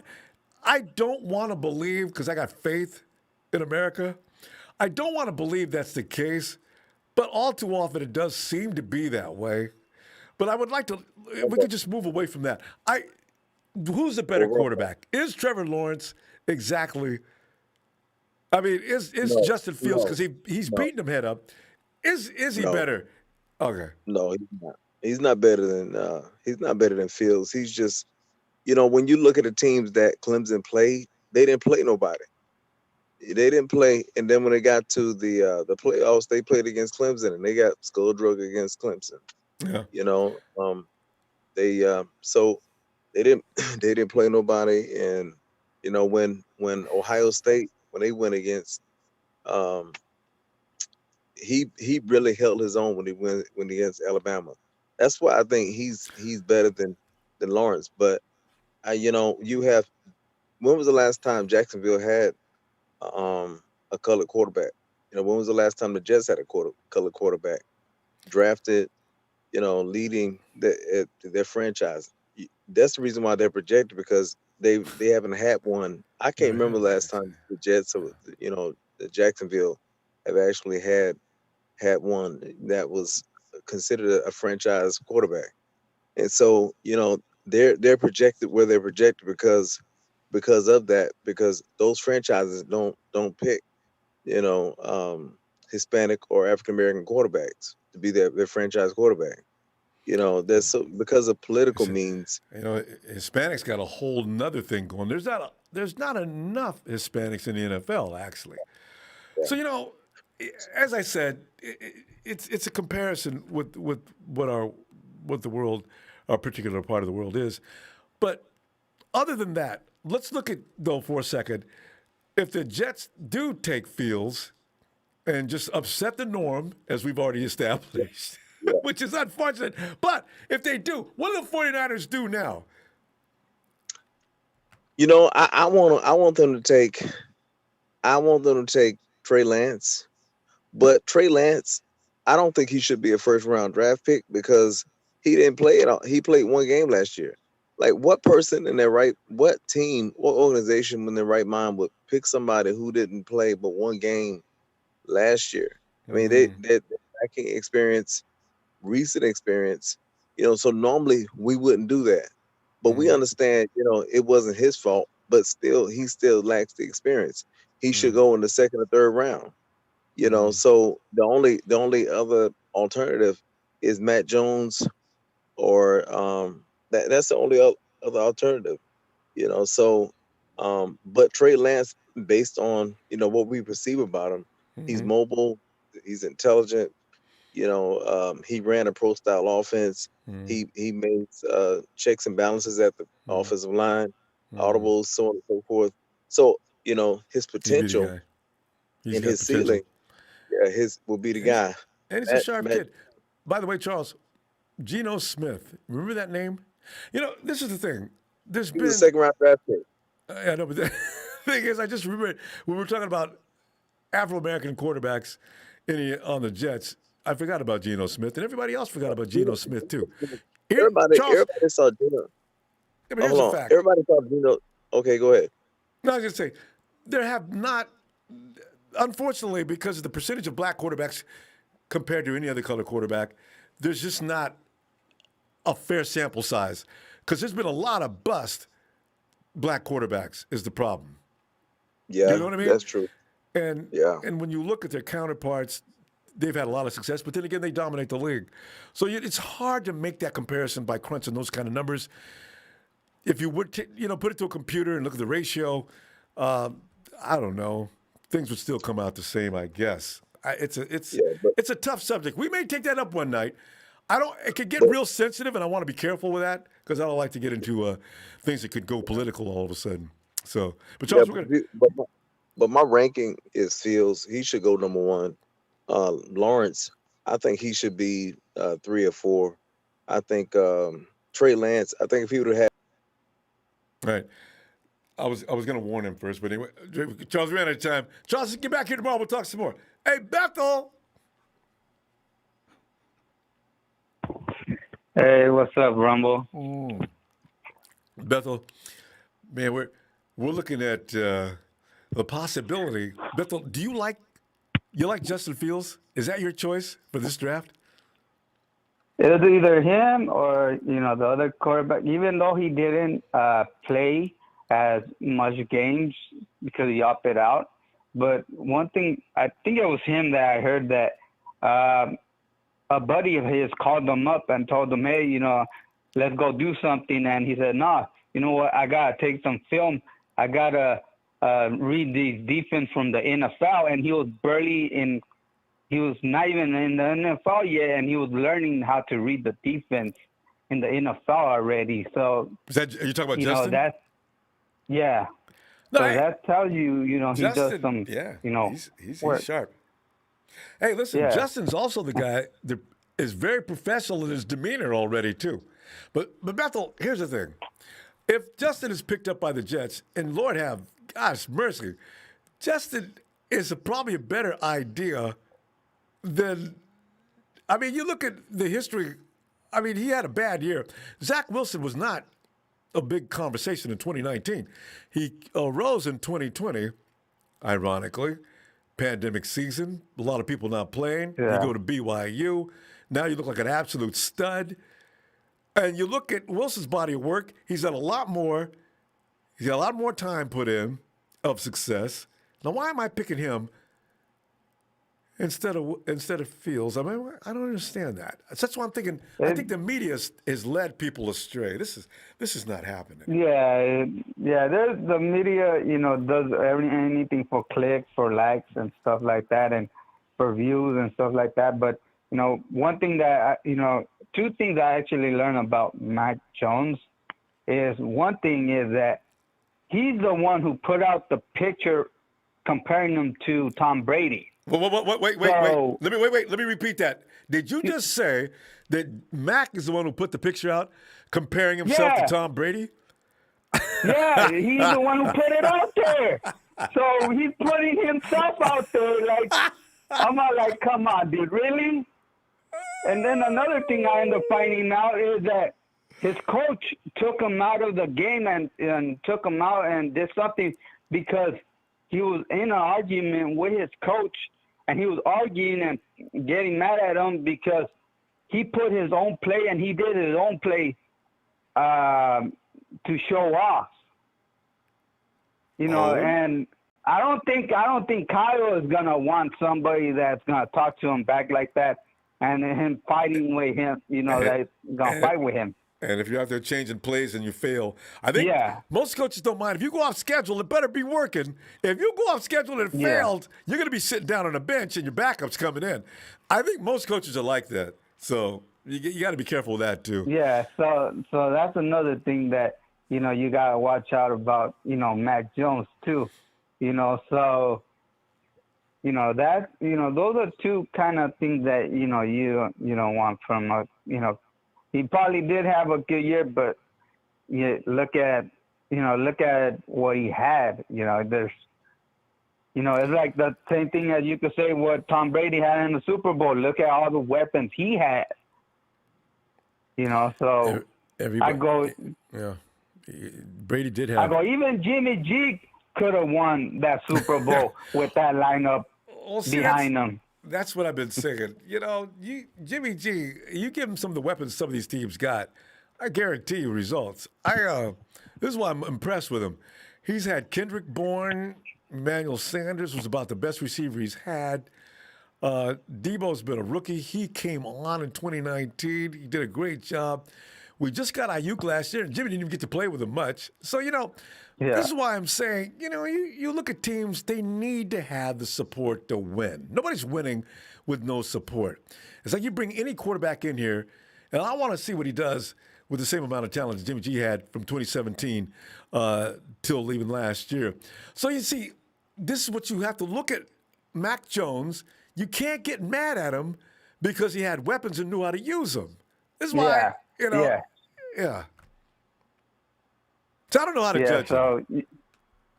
Yeah, and then plus, it was a pandemic, year. So, you see some of these, you see a lot of these players that, not a lot of people were talking about. Now they're going up the ranks and they're going up of everything. So, it just, you gotta basically trust, them to look at the film, to look at everything and to see, okay, you know what, this guy will fit and, do something about it. Because if you look at it, the Jets right now are not in a Super Bowl year. So they could get a rookie and put him out there. They fail, they still have more time to, and develop to do him. it. That's a good point. Yeah, develop them. Yeah. We're gonna run out of time. Let me go before production cuts us off. And I'll see you tomorrow. All right. Like always, Rumble, good show. And hit that like for Rumble Sports. And, this is talking to the chat. Hey, be respectful to the ladies, because, they have their own opinion too. And, let them talk and don't be rude. Your mama taught you right. Don't be rude. Yeah. All right, Bethel. Let's see you tomorrow. Good stuff. Good night, Rumble. Night. All right. And finally, we get to the well-groomed, the room that I'm talking is super slick. He is the Iron Sheik. What's up, Ronbo? What's going on, man? How you doing? Sit back here contemplating. It's that time of year. Sheik, I'm not sure if during the season versus this time of year, we have two peaks. The season, of course, going into week 8, 9, it's exciting. It's all get out because we're doing well, if we are doing well. And then you have days before the draft. I mean, people are like throwing baseballs at each other. It's crazy. Sheik, where are you at? If the 49ers do not have Justin Fields available at number 3, and the Jets do say suddenly, hey, you guys we never said anything about, hey, you guys believe everything the media says? We didn't show Zach's family nothing. We always had Justin Fields. Grant Cohn has already told me that Justin Fields has always been in the Jets' plans. So if that happens, Sheik, what happens in number 3? Well, first of all, get your hats, fellas. Draft hats are out. Get them going. I did see that display. I like that. Sheik, I like it. Looks actually, it looks clean. I thought it was gonna be bad, but I like them, man. I approve. Big emblem always looks good. Oh yeah, look at that. But let me just say this about Trey Lance and Justin Fields. Obviously we have to do research. Everybody needs to do research on it. I was doing a little thing about Trey Lance. When he was about to go to Minnesota, University of Minnesota, they wanted him to be a linebacker, or was it a running back or a linebacker? And he didn't want to do that. Yeah. Right. And he's like, no, I'm not doing that. And then he went to North Dakota and he became a quarterback. And then and he's just proven every time. I respect that. And he has a high ceiling, like everybody's been saying. And he's a smart guy. He's a family guy. He's proven. He's just learning the system where he goes. He's only 20 years old. Justin Fields, 3.5 GPA. Been from the beginning, number 1 recruit. He's been doing his thing as well. Those two guys, I really believe that's the guys. But Zack Wilson, that's another guy I really want. And I think that's in the camp of Kyle Shanahan. And by BYU, Steve Young, Steve Young definitely approves of that as well. Oh, Steve loves him. Yeah. Oh yeah, he loves him. That's my number 1 pick. But Zach, you might get him, but I don't think we're gonna get him. I'll be honest. I think they've been sending information out there, sending like family and all that stuff to his family, come over and this and that. Has that been confirmed? Sheik, I've been looking to find out photos or something. Did that really happen? Well, it's all obviously it's Twitter, but it's been out there. A lot of main guys are saying it. A lot of smoke screen, but I do believe it, unfortunately, because I think Salah definitely wants him and all that. And obviously they recruited because he was with us. Yep. He looked at him with the Adam Peters, the little notebooks that he was looking at, the little cheat sheets. So he's definitely been seeing that. But let me just say this about the Lawrence coming to us. That's not happening. That is not happening. He is not Lawrence? Lawrence? No, I know. He's not falling. The reason why I say that, he just got recently married. And then Jacksonville Jaguars are just sending him gifts, wedding gifts to him. Mm-hmm. Yeah, at the sign right there. Yeah, and there was some money involved, and I think Lawrence. I read that story too. So yeah, Lawrence is definitely going to be a Jag. There's no doubt about it. The questions begin at number 2, and some people say the draft won't even get started until the 49ers are on the clock because everybody else has already been named, and they're going to those particular destinations. And I keep thinking, did the Jets like him better than they like Fields? If Fields is really the number 2 guy here, why would the Jets do that? But, we'll see. And this is the thing about Kyle Shanahan. I'm like, nobody knows what he's doing. Everybody, like Lombardi. Like, for example, Lombardi is saying, like, oh, yeah, I'm confident. If he's wrong, I'm going to tell every faithful, tweet him and say, what happened, bro? Boycott him. What happened? Boycott. Adam Schefter is another one. He's a well-known source, and he's been wrong. He's like, oh, yeah, Jimmy G is going to be day 1 starter, and they're not going to get another quarterback. When did Schefter say that? They traded up. He tweeted that. He won Matt Miyoko and said it. Wait, how long ago was this? This is like, I'm going to say like a month ago or a month or 2. Well, yeah, that's when there was a lot of confusion then. But, yeah. Yeah. So, now they're definitely going to have to get a quarterback. And also, who is it? Right. I think it's going to be Justin Fields. I think I was really leaning towards Trey Lance. But I think Justin Fields, because of the ties, is really legit with them. In college, that's a second choice. If he had a choice, he'd pick probably Zack Wilson. But he really wants Justin Fields. I think it's 1A, 1B kind of situation, fortunately. And I know a lot of guys are like Russo. He's definitely a Lance guy. Giving them good facts about him and information. But the Mac Jones, Big Show. Let me just say this about Big Show, Ronbo. He is the number 1 guy that hated on Jimmy G. Garoppolo. He said, we need to get away from him. I talk to that guy almost every day, but when in the past, no, we need to get away. He needs to get out the boat. Joe, Mac Jones is the same little situation.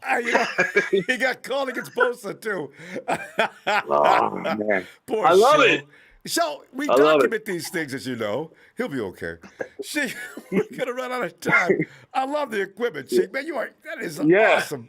A setup. Yeah, I got Montez, Steve Young's coming soon, Kittle's coming soon. I got I've got Curry, Bonds, and these other guys coming pretty soon. But Ronbo, you're the man. Shout out to you. Shout out to the TNT faithful. Hit that like. For Ronbo Sports, let's go, baby. Go Niners. There he is. Thanks so much, Sheik. Appreciate you, fam. We'll see you tomorrow. Peace. There he is. Go Niners. All right, Sheik. And let us now move our attention to Niner Mike. Forget about it. Oh, there's 8 flashing. Niner Mike. Forget about it. It's right, Ronbo. How the hell are you? What's going on, Ronbo? Oh, Mike, man, I'm telling you, but wait to eat dinner. It's Sunday food type of thing. But Niner Mike, nothing before you, my man. Come on in, dude. It's been fantastic, Ronbo. Let me tell you, I just finished eating a little bit of leftover pasta. All right. And homemade sauce. Everybody listen. Shout out to the TNT family. I appreciate them giving me a shout out earlier. And that was really entertaining. The 3 of you on there, Ronbo. That was good stuff. Always. So shout out to all the faithful out there. Hope everyone had a blessed Sunday. And hope everyone's doing good with their families. And, that's how we're going to leave it at that, Ronbo. But, hey, I got to tell you, I am friggin' ready for this damn draft to start. I swear to God, Ronbo, I wish this friggin' thing was this Thursday. You know Wouldn't what I it be mean, nice? Ronbo? I wish we were 4 days away already. Oh. You know? Well, next week we'll be saying that. Well, we will, Ronbo, in due time, absolutely. But, I'm so friggin' sick and tired of all these Back and jerk-offs. forth and the writers and the media. Getting on my lies. friggin' television and, telling me that, they're not going to do this or they're going to do that. Like, you know what? Everyone know you're a friggin' reporter. Kyle and all them that's doing whatever they're doing. They're going to do what they're going to do, and they're most definitely not going to tell what they're doing to anybody on the outside or anyone that, or even anyone that could give them a shot at taking it to the outside. That's why that report that came out that the assistants don't know what they're doing. You know what I mean, Ronbo? I feel like that was probably one of the more accurate reports we had read for the last friggin' month and a half. The fact that they said that they weren't even telling them people, that's smart because then you really close down the leakage. That sounds more like what we've seen since John Lynch and Kyle Shanahan took over. It's been more of a ship that's been very, very tight, very sealed. Their moves have been very sporadic, and no one sees them coming. And so, I don't know. But I will say this, though, Ronbo. For me, I think it is, and it always has been, between Justin Fields, Zack Wilson, and Mac Jones, Ronbo. I really do. No Trey Lance? Listen, at the end of the day, look, listen. Trey Lance is good, but no, it's okay. I've said this I just wondered if you left him out. Beginning, Ronbo. Okay. No, I did. I left him out, and it's because of this reason. I've said it to you from the beginning. Trey Lance is the least accurate out of all of these quarterbacks, Ronbo. And whenever you listen to Kyle Shanahan talk about quarterbacks and talk about what he cherishes most, accuracy either comes out first or second in his mouth, Ronbo. That's it. Every time. Yeah. That's what he talks about. And if you look at the numbers, okay, Trey Lance is just the least accurate out of all the quarterbacks. Now, he's taken the least amount of reps. He's had the least amount of throws. You know what I mean, Ronbo? But at the end of the day, I feel like that's just going to be something that's going to sit in Kyle's mind. If you look at the tape, if you look at different games, not just his touchdown highlights or his running highlights that everyone likes to freaking watch. He's all over the But field. if you actually look at the games, if you look at all the throws in every game, you see a lot of those, off-target throws, Ronbo. You know what I mean? And you just can't have that in the NFL because defense is going to just take advantage of that, tip passes, all that crap. You just can't do it. This isn't North Dakota State, all right? This is the NFL. You can't do that, all right? So let's just end that there. Now, here's the thing. Mac Jones, although, you hear the Brady comparisons, obviously I think that's just stupid. You know what I mean? You could compare, the way that they, were assessed. But other than that, to say that they're the same play is just nonsense. Now, I could say you could compare Mac Jones to Matt Ryan a little bit. You know what I mean? Although Matt Ryan's a little bigger, he's got a little stronger of an arm. But as far as the overall makeup and how they play, you could make that comparison, Ronbo. And I think the only reason why the Justin Fields kid is not a sure thing, even for the Jets too, and what everyone is not really talking about because you don't want to be sensitive about it, all right? But that's the real deal. But here it is. Justin Fields struggles against the blitz, Ronbo, and Justin Fields struggles on making those reactions to do that. Now, that doesn't mean that he doesn't, scramble around and make plays and uses his athleticism to do that, because he does that and he does it very well. But the reality is, in games where he's blitzed a lot, he just doesn't have good games, Ronbo. He just doesn't have good games. And if you listen to Kyle when he talks about, his quarterbacks and being able to handle his offense already is a struggle as it is. Yeah. But being able to do it under pressure is a whole nother animal, Ronbo. Yeah. And I think that's the draw to Mac Jones and how like they say, he processes things, all right? Because reality is that's been one of Jimmy's downfalls, all right? And I didn't want to bring up Jimmy either, but since you talked about him earlier, I'm going to say it now. That's been his downfall. And here's the thing. If you struggle with Kyle's offense, all right, Ronbo, as it is, under pressure, you end up throwing passes with your eyes closed, like Jimmy G did in the Super Bowl. All right, that's what happens. That's what happens if you try to do Kyle Shanahan's under pressure and you can't handle it, Ronbo. That's just the reality. All right, and we've seen it too many times. But Mike, you bring up a great point. It's tough to learn that offense. That's why it says, the first year guy's gonna. And it's this team, Mike. We're gonna run out of time though. Jeez, time went by quick though. Mike, can we continue this tomorrow? It did. I guess Definitely, Rob. I'll see you tomorrow night. All right, you have a good night over there. Shout out to the production, and I'll talk up with you later, Rombo. All right. Looking forward to it, Mike. Have a great night, All fam. right, forget about it, Rombo. Yeah. All right. Night, Mike. And imagine being a Niner fan. Is that Rudy? Where's this logo? I said, poor Sheik wearing draft caps because that's definitely Rudy's style. Winers can't win jack no more. Shout out to Take a Hike, Mike, a.k.a. Tommy Huxley, Rams' favorite shoe shine boy. Oh, my God, Sheik. I mean, oh, man. Like, I guess Rudy's coming in and leaving. He must be making a cameo. Rudy, you can't stay in the chat after saying things like that. You'll be meat. Hey, Salem Love, thanks for the contribution, fam. Shay, come on again, Shay. Yo, what's up, Bo? Shay, man, we're looking at these possibilities, man, because and these scenarios, everybody's gonna come up with these doomsday scenarios, because everybody's got their well, not everybody, but a big percentage, and you included, want them some Justin Fields on draft night, right? So, yes, sir. If the Jets jump up and say, "Hey, Niners, your eyes may shine, your teeth may grit, but Justin Fields you ain't gonna get. He's coming to New York." Oh, now what? So, Shay, have you given this any thought? Yeah, Ronbo, if they take Justin Fields, you got to go get Kyle Pitts. You got to get You don't Kyle like Zach Pitts. or No, I'm just kidding. Trey? No, I'm just kidding. No, no, I think there's a real possibility that they might take Justin Fields, man. And if they do, then yeah, I mean, I don't mind. Again, the only concern with Zack Wilson, right, is just he's a little light. He's about 200 pounds, almost. I would say he's probably been around like 198. He's like 6. I think he's 6'1", 6'2". But again, and his shoulder, right? That's not too big. But I mean, Justin Fields is around the same height. Justin Fields is like 6'3", but he's like 230 pounds, right? Yeah, but 6'3" compared to 6'1", that's substantial height difference. Yeah, size. But Zack Wilson has an arm again, but everybody's saying the same thing, right? The shoulder thing is like concerning for some people. He already had labrum surgery, same thing that Trevor Lawrence had.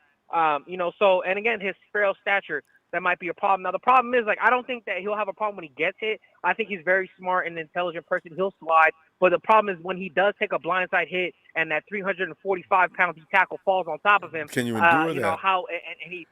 And he lands on his shoulder. Like, is he going to be able to keep doing that consecutively out of his career? We don't know. At the end of the day, we didn't project that Jimmy would always be hurt, but he does. And, Zack Wilson may have, might be a concern, but he might never have to deal with it for his entire career. He might end up, having a clean slate and being healthy, right? You just don't know what injuries. Because the thing is, the quarterback's the most vulnerable spot on the field.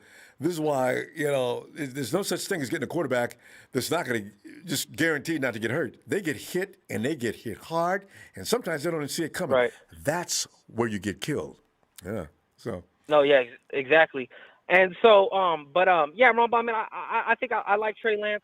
And I've been seeing a lot of Big Show's tweets and everything. And Denise is right. Shout out to TNT Denise, First Lady. She's right. It's all speculation, man. Nobody really knows. People think they know. But, I mean, when you find out that our offensive coordinator, Mike Daniels, who's been really close with Kyle, has been with Kyle's entire career, he said he doesn't even know. That just means that him and Lynch and Kyle are just holding this thing close to the vest. Yes, Ronbo. When they came out, Chris Beardman reported that even Mike Daniels doesn't know who the pick is. And, it behooves them because it's like, yeah, they don't want nobody to know. This is going to be a tight-knit process. And maybe they moved up on draft day and they knew who they wanted, but as they started developing QBs, it might have changed. We don't know. No one knows. It's all speculation, and Denise is right.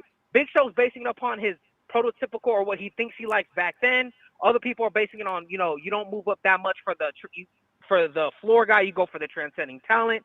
But my whole thing is and and Sheik brought it up. Shout out to TNT Sheik too. He said the same thing. He said, "Why are you guys, you people who want Mac Jones? If you were so quick to want to run Jimmy out, why would you want Mac Jones who does the same thing?" And I got some really quick statistics for you, Ronbo.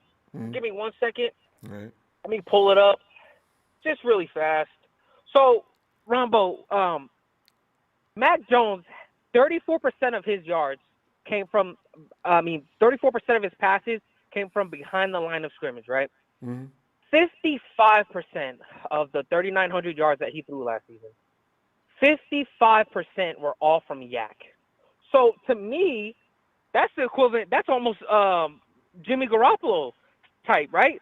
Majority of the yards come off a yak. He gets the quick passes out, and the guys make the plays after with Kittle and Ayuk. So my thing is, if you were so quick to bash Jimmy, but yet you want to bring in Mac Jones, who is literally doing the same things he's done in college, but with more talent. Because I don't remember Ayuk winning a Heisman. You know what I mean? I don't remember Waddle going in. I don't remember Debo going in the top 15. And I don't remember having Jimmy ever having an O-line like this. My only comparison is this: if you're so quick to want Mac Jones, why are you trying to run Jimmy out when he literally has the same statistics as Jimmy Garoppolo when throwing? Guess who leads all quarterbacks in air yards? Justin Fields does. So if you're talking about, we need a processor or a guy who doesn't rely on the yak yards, a guy who can just throw somebody open, a guy who can throw. Well, that's Zack Wilson and that's Justin Fields, man. So I don't understand the notion that you guys were so quick to want to run Jimmy out, but Mac Jones is doing the same thing, and he might be a better Jimmy. What are we saying? What are we really saying, guys? Don't you? I thought it was to get the best quarterback possible, the most transcendent talent, and to me, that's Justin Fields or Lance, man. Again, I don't get it. When you look at the statistics, it's the same. And maybe Kyle's on that same page, but we're not going to know until the 49ers are on the clock. It's absolutely. It's April 29th. You're right, Ronbo. And I'll be in here, and like Denise said, if it's Jones, I will be drunk by pick 4. Best believe. I will be out cold by pick 4. I will have tequila. I'll have the bottle of Henny ready. I'll have the Jameson ready. Man, best believe I ain't gonna remember. I'm gonna wake up and be like, wait, who did we draft? And then my family's like, we drafted Mac Jones. I'm like, oh no, we're gonna do it again all over again. We're gonna get drunk day number 2, baby. It's got to be something we got to wait and see. Jay Sheik, awesome stuff, man. You're too entertaining tonight. But let's see you tomorrow. Absolutely, Ronbo. Right. Take it easy, brother. Shout out to production. Shout out to my TNT. Shout out to you, Ronbo. Love you guys, man. Y'all be good. Take it easy. Stay safe. Appreciate you, fam. Night. And let's go check out with Tony Atlanta. Tony! What's up, Ronbo? Tony, we're sitting tonight because as the NFL is, this is when the most lying. You know what? There's more lying going on right now in the last 2 to 3 weeks leading up to the draft than all the lies told in Washington and the various government agencies around the nation. If you combine them all, they can't compete with the NFL lies that are told between now and draft day. It's crazy out here. And so here we are, where the people are sitting around taking in all this information and processing it and picking and choosing what you like the most. And I'm getting ready to start the rumor that the 49ers are going to trade down to Atlanta and get Kyle Pitts and then trade back up in and maybe get, the way people talk about Trey Lance or Mac Jones, you can here's the thing. If you did trade down and let the Falcons go ahead and come up to the 3 and get the defender they want, because Tony, I know that's what you want, there'd still be plenty of room to go down maybe to 15 or 20. No, you got to get past Belichick and still pick up Jones. The Jones boy will still be available if Kyle insists on him. It's true. This is true, but I don't think the Mac Jones thing is a smokescreen. I really believe that. But for what? I always question smokescreens. To what end? I mean, what is the prerogative? What is the prize? What if you guys took Kyle Pitts at 3? And went out and signed Mariota as your backup quarterback. Woo! See, that's not possible because, if you could have done that without going all the way, giving up all them draft picks. So the 49ers are actually obligated at this point. Yes, to get a quarterback. What if the Jets took Justin Fields? I've been thinking about that since the last time we talked. That's my question. Now, what are the 49ers doing, number 3? But this is to assume that the 49ers have picked out Justin Fields because a lot of fans want Justin Fields, but that does not mean anything in Santa Clara. Who do they want? Is it Justin or not? And if they do take Justin, what are they going to do? Yeah, is it Justin? Is it Lance? Are they going to trade? What are they going to do? The same with us. You know what, Ronbo? I think Zack Wilson's going to slip. He's not going to. He's going to slip. Yeah, right? Why would I pick because Zack of his with a lack team of like the Jets? competition? Yeah. And I'm starting to think it's going to be Justin Fields. Right? Zack is not going to thrive in that environment. But the more you think about it, I don't see him doing well there. No. That media eats him alive in New York. As will that team has not got players. He's going to be killed unless they can do something about that offensive line overnight. I don't care how fast he runs. Plus, there's new players going to the team. It takes time to gel.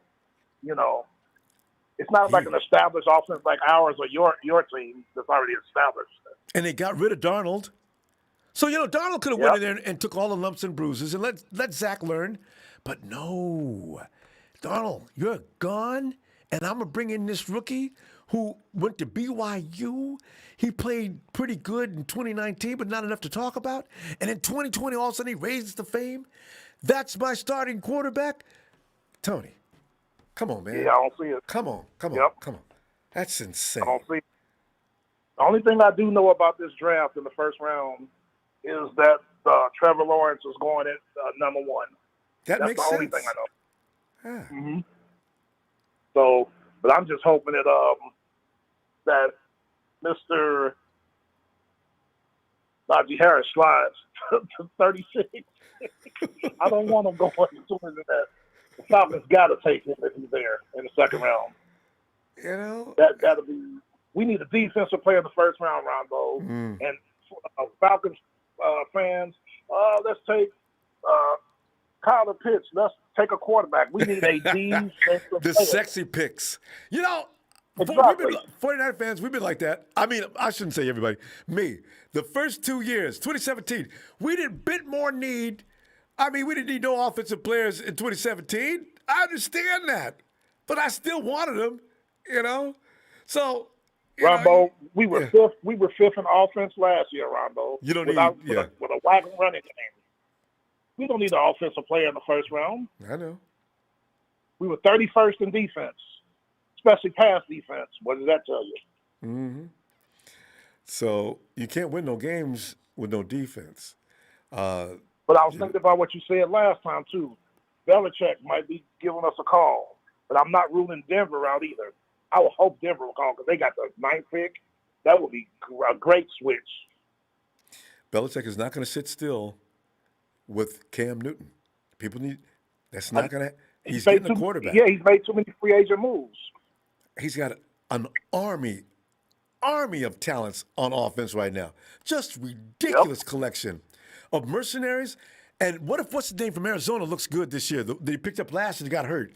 Ooh-wee. Yep. Belichick is not sucking the butt this year. That boy's coming through there. No. Yeah. He's proven that by all the free agent signings he did this year. They've never done that. Spared no cost. Yeah. I'm still hoping that Mr. Jerry Jones, gives us a call and trades up. He's calling. Especially, and maybe not be until draft night, but if it looks like Pitts, because he's got a crush on Pitts bigger than mine. The way he's talking. He can have him. He can have him if he gives us the right picks. You go. But Ronbo, do you think any teams are going to be calling you guys? They probably already have. The trade? Yeah.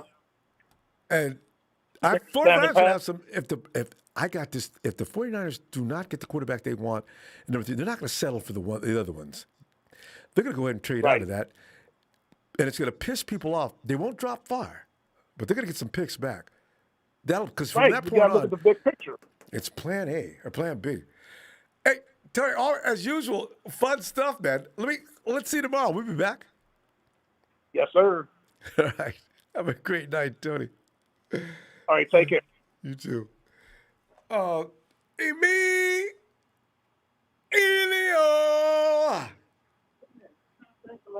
What's happening? Emilio, all hell done broke loose, man. We're like 11 days away. So now is when the BS just gets crazy. Right now? Shit, we've been dealing with that for a while now. It's going to get more intense. Can you believe? Look at Lombardi. Who told him to get his microphone, set it up? 49ers, I promise you they ain't taking Justin Fields at number 3. What? Who told you that? Didn't I bring this up the other day? I mean, a lot of these it's not clickbait. It's just who can make the best story to get you to read and listen and pay attention. Come on. Work. Everybody's talking about Lombardi. Cause I forgot. Yeah, I forgot to bring it up too. Cause I was listening to Eric Crocker's podcast. He said he said the same thing. He was like, man, he's him being an ex DB and playing for the Jets and that team, but he's a big Niner fan. He's like, man, the one quarterback I want is Justin Fields. Because you know how and people were talking about the white quarterback, black quarterback. He even said it before. And he's like, I didn't want the black quarterback. For what I used to, the quarterback he used to like. He said it. He's like, and he gave his reasons why.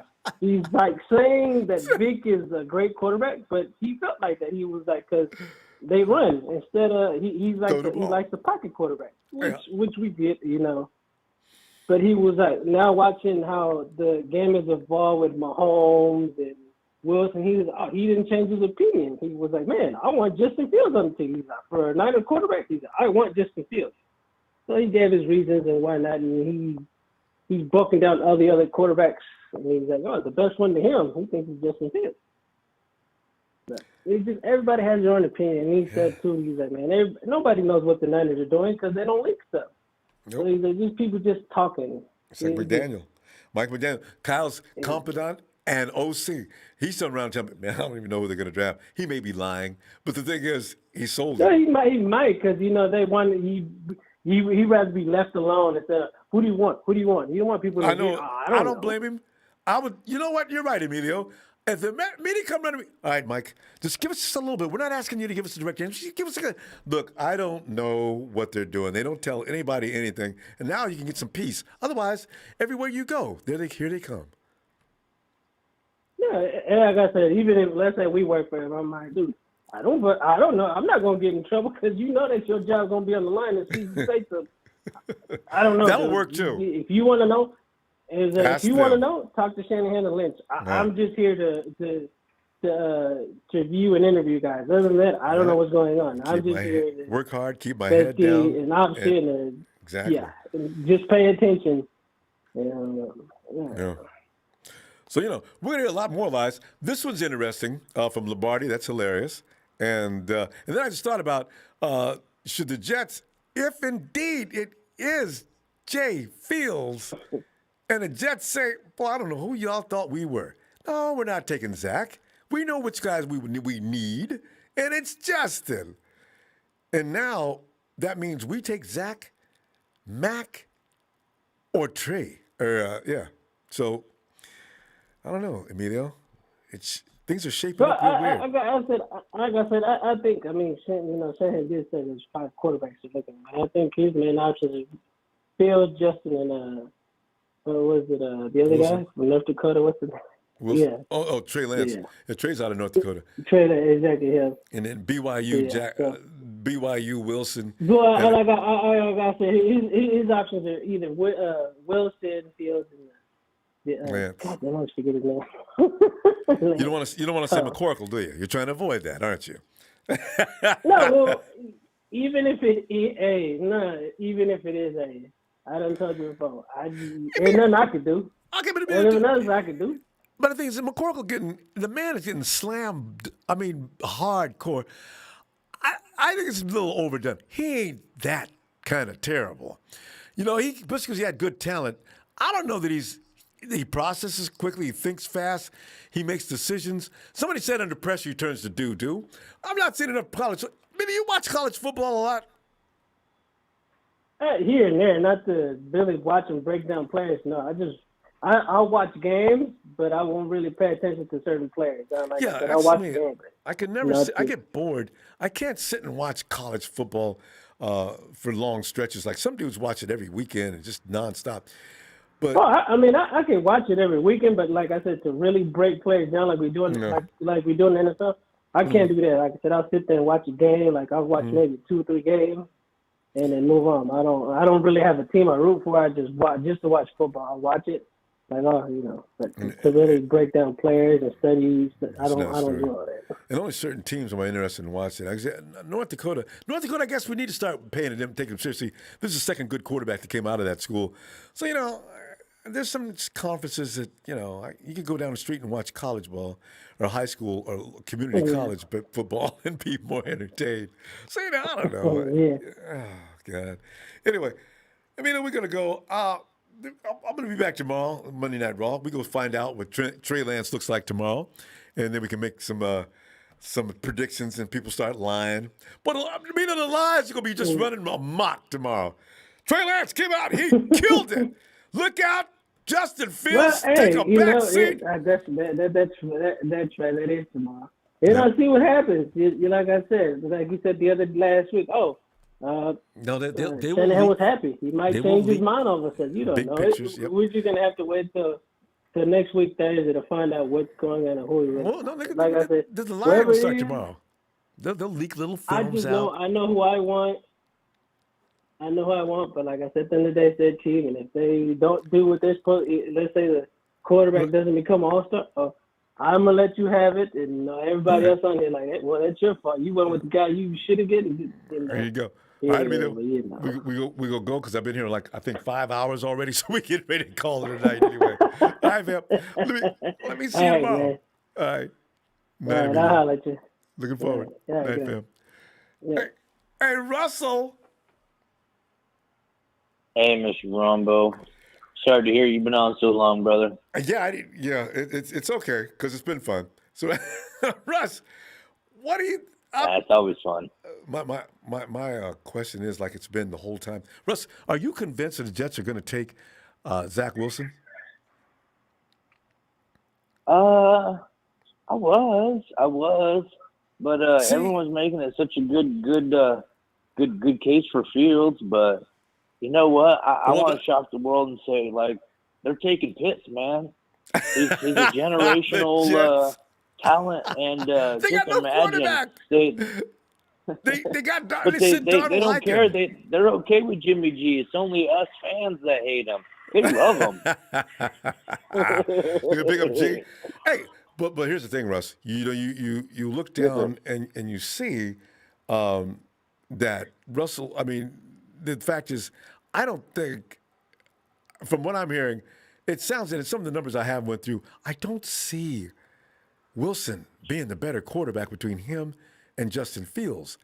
So this is what I'm saying. The 49ers weren't looking at Justin Fields, and there's no guarantee or promise of that. Because contrary to what people want to believe, it may very well be Mac Jones. So, what's going to be, what happens at 3? Do they bail out of that pick? Because another thing 49er fans don't realize, no matter how much they hate Jimmy G, the 49ers don't, and they're not desperate. So if they see another option to do something else, they're going to do it. And if that means taking Pitts at 3 or trade down to 4 and let the Falcons have number 3 and they take 4, we can't call it on this management. They'll do anything you think they're not going to do. So what are you thinking they're going to do at number 3? If the guy they want is gone. I kind of think you're right. You're definitely right on that. They're going to do everything we think they're not going to do. They're pretty devious as far as that goes. That's why I say, and I'm not throwing it out there to say this is what I think. This is this is kind of jokingly what I think. I think it's going to either be Pitts or it's going to be Penei Sewell or something. I forget how to say his name, Sewell. but yeah, because those two guys are like generational, and I don't see one of those quarterbacks that's going to go the top 4 or 5 quarterbacks. I don't care if they go first, second round. Like the top 5, in my opinion, aren't worthy of what they gave, and I just don't really see what it is. So it's like some people think like literally like either Sewell or Kyle Pitts like is the best physical athlete in this draft, and like what if they kind of shocked the world and said, all right, we're going to give you Brandon Ayuk, Deebo Samuel, George Kittle, and then now we're going to introduce Pitts. And Garoppolo, you got the world to throw to, or what if they got that extra? I think he's a tackle, but they said he could play guard and stuff.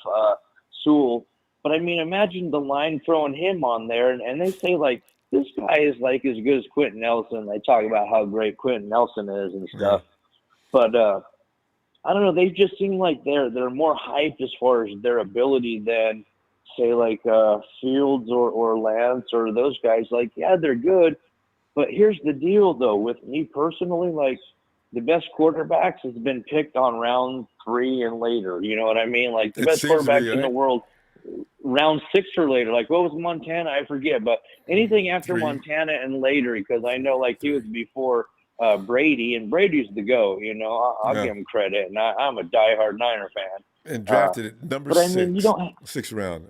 You don't have to be drafted. And just like Kyle likes his undrafted free agent running backs. I mean, he seems to find the diamond in the rough. Like, I don't know, man, but it's going to be fun. I can't wait. I'm excited.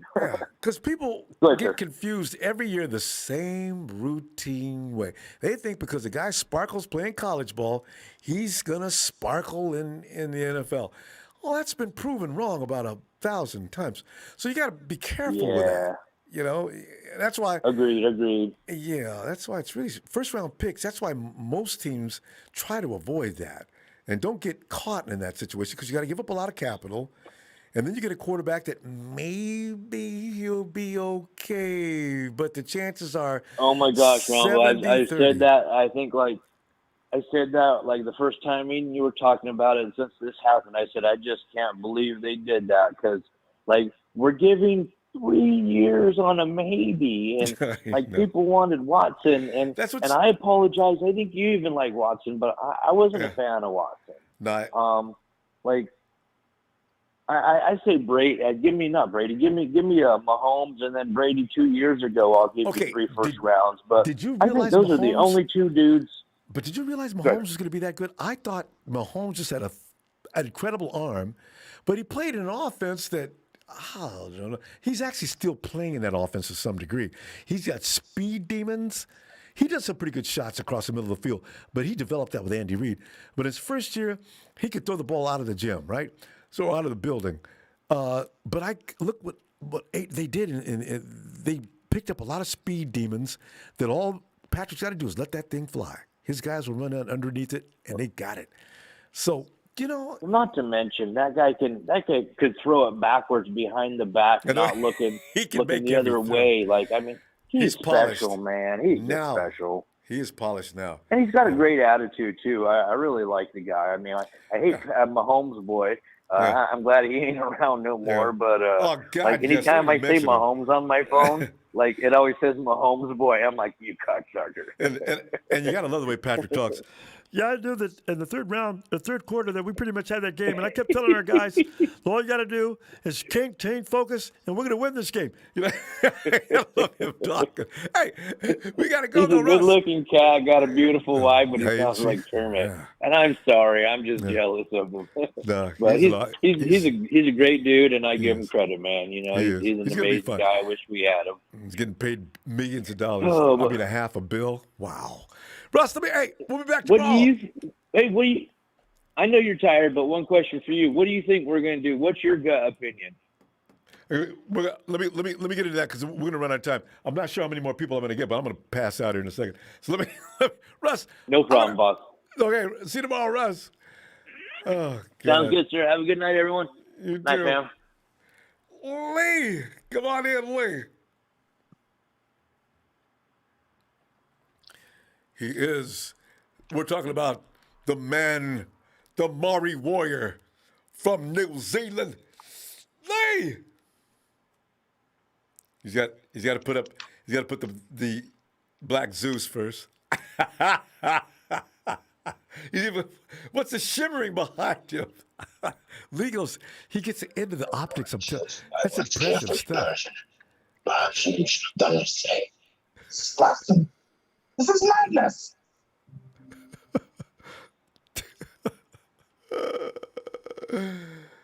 Oh, God. Lee. Lee? Is that little flickery light? Is that Lee?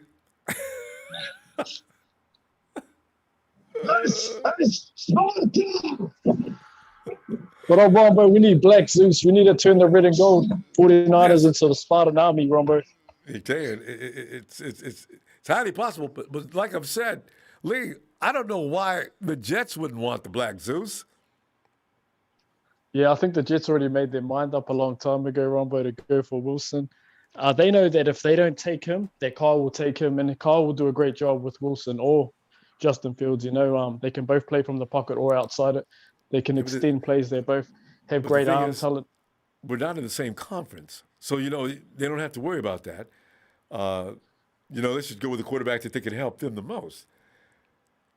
But yeah, but I think go ahead, Ronbo. When you look at those two guys, Kyle has more experience than LaFleur over there. You got Salah too. Salah's never been a head coach, Ronbo, so they don't have the experience. And when you've got experience, it's easier to develop players. When you've got a proven record, Kyle did it with Kirk Cousins. So they probably want the guy that'll fit the system, and that's the key thing.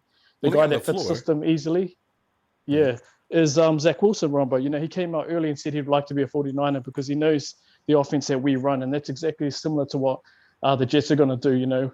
With taking both our coaches over there. Yeah.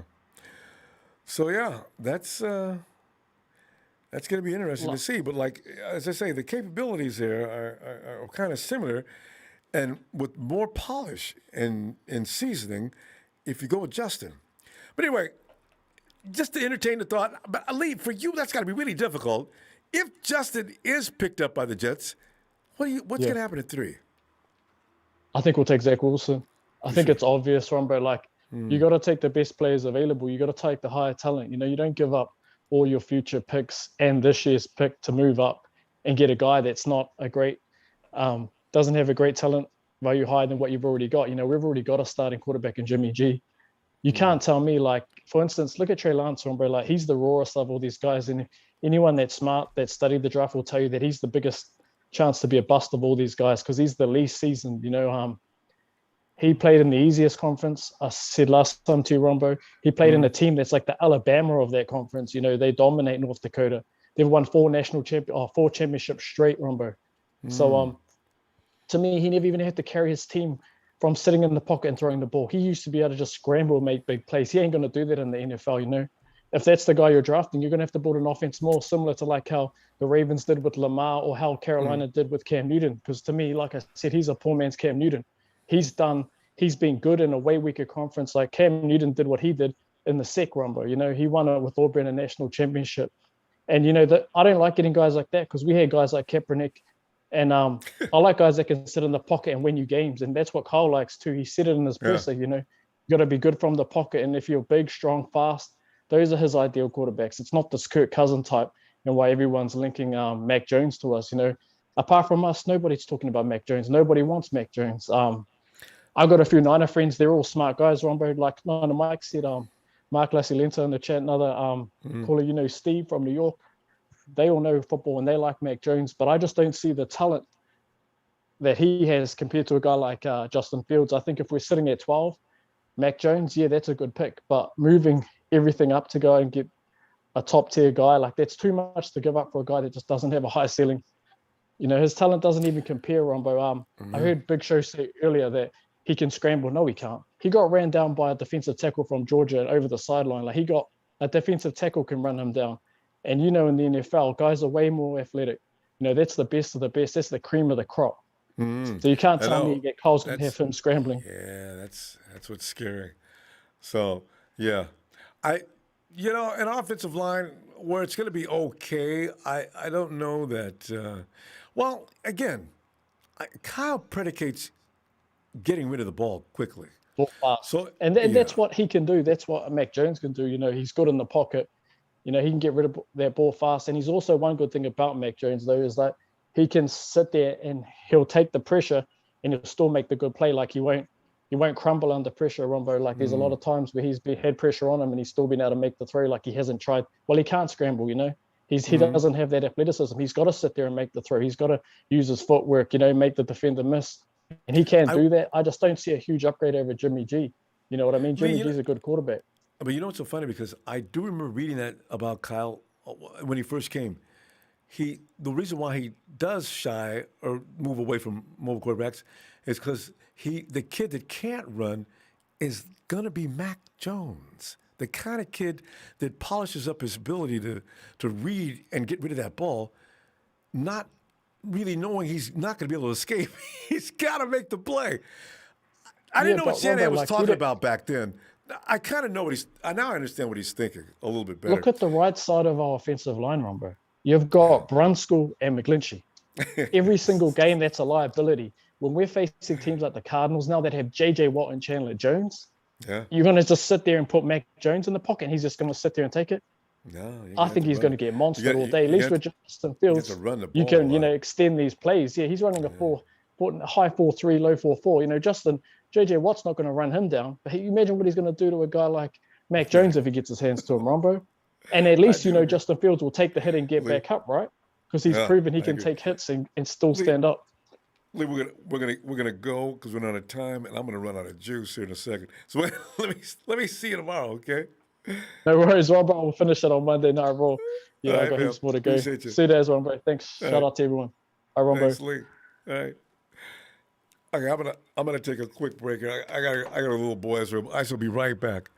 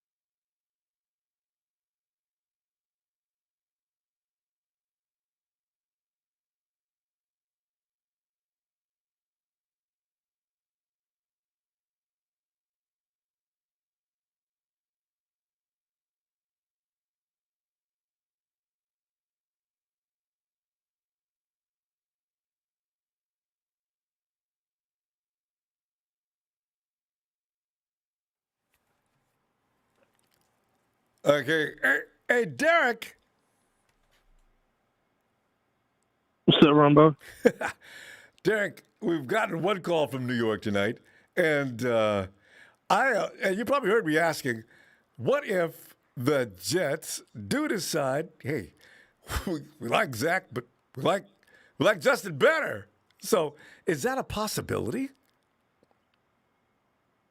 I mean, there's always a possibility the moon could fall on the earth and destroy everything, but it's going to be Zach. For sure. Yeah. And another reason why. Go ahead.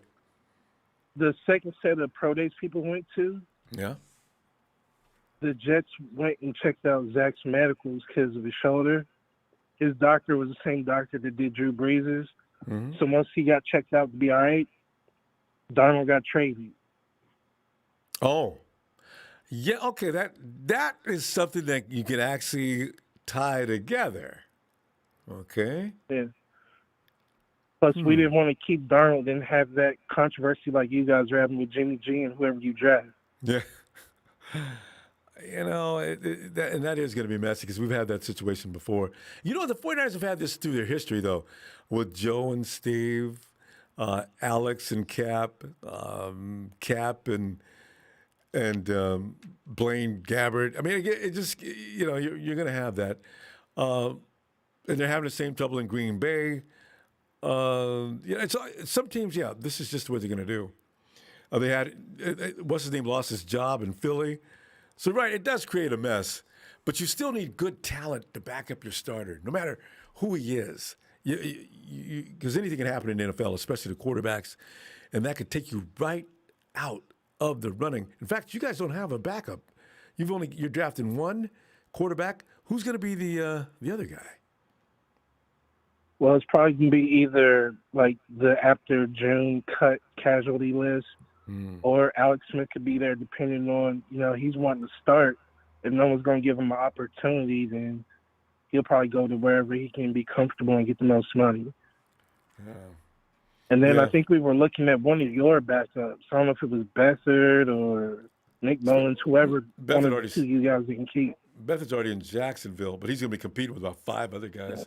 And then there's Nick Mullins. I mean, not Nick. Yeah, Nick Mullins. Well, Nick's got an elbow thing going on. I don't know if he's going to be. But you're right. I forgot. Robert Saleh knows Nick. He might say, bring Nick over. Yeah. Plus, we're just looking for a veteran QB to help usher in the new guy, let him know how to prepare for games and stuff like that. Yeah. A guy that knows he's not going to start over. He just wants him to keep him comfortable. Yeah, it's going to be an interesting situation. What's your offensive line look like right now? We just got to upgrade our interior offensive lineman, like the left guard, and then we drafted a mobile right tackle last year, and he's switching to guard. You got that so huge he's probably going to be competing for the right guard. Yeah, what's his name? Our starting left tackle is Mekhi Becton. He's a 10-year player.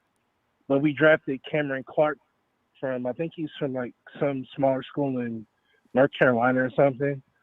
But he was an athletic right tackle, but we're moving him to guard. But because of COVID and him being a rookie and having Adam Gase as a head coach, you know, his growth was stunted last year. So I see him probably being our right guard next year or this coming season. Yeah, and this year we're not going to have the same time to train up rookies in the beginning of the season either, which is going to be a drawback for poor Zach.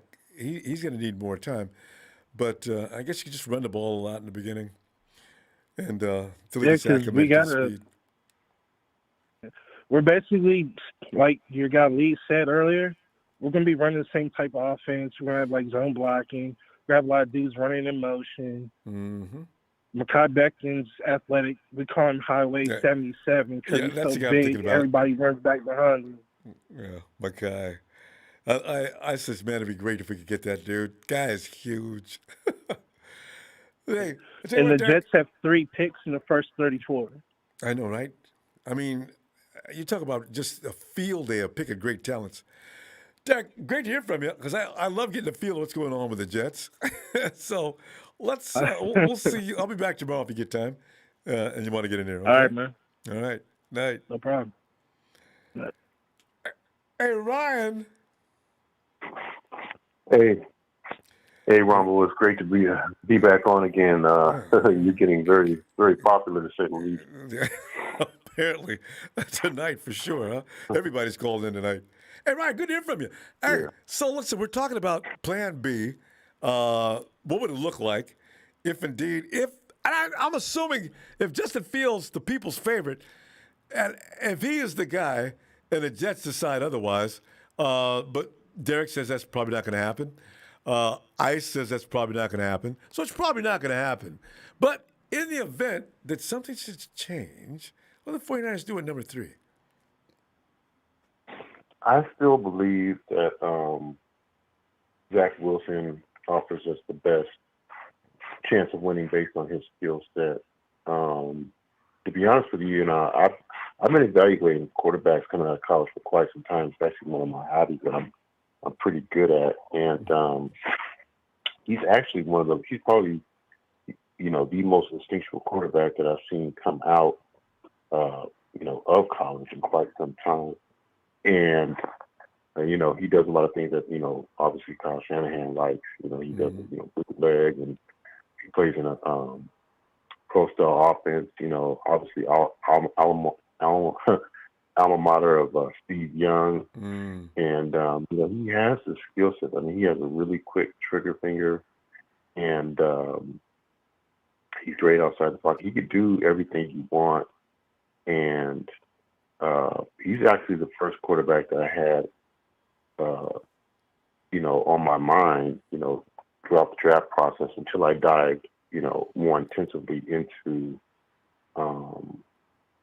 Justin Fields, who I think is the best quarterback in the draft. A lot of people look at Justin Fields' best game this year against Clemson, but after watching that Alabama game, I actually in defeat, I actually think that was his most impressive game, considering the circumstances, because I went back and watched that tape, and Ronbo, let me tell you, he was under siege pretty much the whole game, pretty much comparable to Pat Mahomes in that Super Bowl.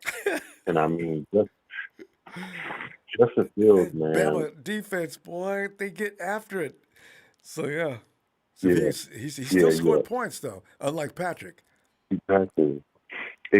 I'm telling you, Ronbo, I was looking at that game today, and Justin Fields was throwing some straight dime pieces in the end zone, and they were dropped, and he was running for his life. I mean, it was miraculous he was able to get rid of the ball versus taking the sack, which most, great college quarterbacks would have done. I mean, he was able to feel the pressure on many plays and, scramble and take the ball upfield for some, yards with his legs. I mean, the dude is just, I think he's a phenom. It's like this, Ronbo. Everybody's been talking about Mac Jones, right? But it's like this. Another caller earlier, well, the so-called experts, they have him going to the Niners. And I'm really hoping, I'm just crossing my fingers that, the Niners have done extensive research on quarterbacks, being drafted, the type of quarterback he is. Because going back, it's like this, over 260 quarterbacks have been drafted since Peyton Manning. Okay? And what I'm touching on is Mac Jones is a statuesque quarterback. And statuesque quarterbacks throughout NFL history, they have a very small percentage to turn out to be, Hall of Fame, Super Bowl type quarterbacks, which is obviously what they moved up to get. Because you don't, parlay 3 first-round picks unless you believe you're going to get a Super Bowl Hall of Fame type quarterback. So if they were to draft Mac Jones, like, he would literally have, and this has nothing to do with the round you're drafting in. If you draft a quarterback, period, that's statuesque, you're only giving yourself about a 2% chance on hitting a home run. Dating back to Peyton Manning, you got Peyton Manning, Drew Brees, and Tom Brady, who were drafted, at the turn of the new millennia. So that was over 20 years ago. Drew Brees was the last of those 3 great quarterbacks, and that was, 2001. So we're literally talking about 20 years since the last statuesque quarterback, great statuesque quarterback was drafted. So you're giving yourself a very slim chance of drafting a guy who you believe is going to be a Drew Brees or better in order to obviously hoist the Lombardi trophy. So when you look at all the great quarterbacks. Yeah. They're all mobile that are being drafted now. So, well, I would have to take that into account. Unfortunately, they don't dominate the Lombardis. But we'll see what happens. Ryan, we got to go, though. If you get a chance, let's see you tomorrow. Absolutely. Sounds great, Ronbo. All right. Thanks, Ryan. All right. Take care. All right. And Salem. Yo, what's happening? What's happening, man? Salem. Tell you what, man, we're talking football. We're doing marathon radio today. I see. Hey, man, I appreciate you. Man. Man. Hey, but we're looking at that. I was looking at that number 2 pick, and I keep wondering, are the Jets serious? Because I looked doubt at it. film. Yeah. Yeah. What do you think? I don't even think that they're going to pass on Fields. This is why the conversation between Fields and Mac Jones is ridiculous. I'll be surprised if Fields falls because he was the number 2 ranked right there by Trevor Lawrence the whole time, and he's done nothing but, like improve his game or prove himself even more. And then all of a sudden he's gonna fall. It really doesn't make sense. But I think I kind of maybe figured I have an idea. I have like a little theory, and I think the reason why please share the whole go ahead. So here it goes. I think the whole Bill Belichick meeting with Bill Belichick and Josh McDaniels thing really is like tripping me out a little bit. And I think the reason the Niners wanted to say that they're going for Mac Jones and put that smokescreen out there is because Jimmy Garoppolo has a no trade clause. They want a high pick for Jimmy Garoppolo. And I think the Patriots might have been like, okay, we'll be good with Mac Jones. You know what I mean?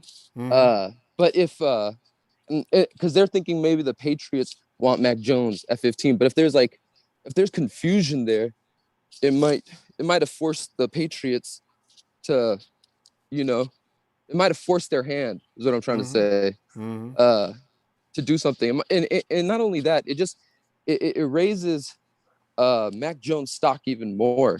So now Patriots are going to have to move down to get Mac Jones.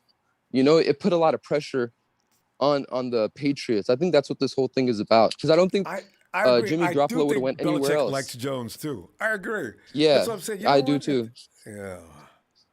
Because why would the Patriots want Jimmy's $27 million contract? And also, why run the risk that night if they're going to do it? They need to do it before next week. Because if you say, "All right, Bill, you want Jimmy?" Of course, I do. All right, I'm going to call him, see what he says. And if Jimmy says, I'm not really feeling New England. Now. Yeah, but I think, exactly. Yeah. You hit it on the head. So it's got to be done now before that night for sure. You know what? I also think something big might happen on draft night, because if you look at the Jets, a lot of stuff just doesn't make sense. You're gonna draft Zack Wilson and not have a backup quarterback. You're gonna put him out there. This is That's insane. Crazy. Right? Yeah, That's that doesn't even make no type of sense. You don't even know if he's NFL ready. No, in fact, I know he's not. He's not. So He's not. But Justin Fields, man, if you listen to Shanahan, the thing he said he wants in a quarterback, this is the one thing he did say, is toughness.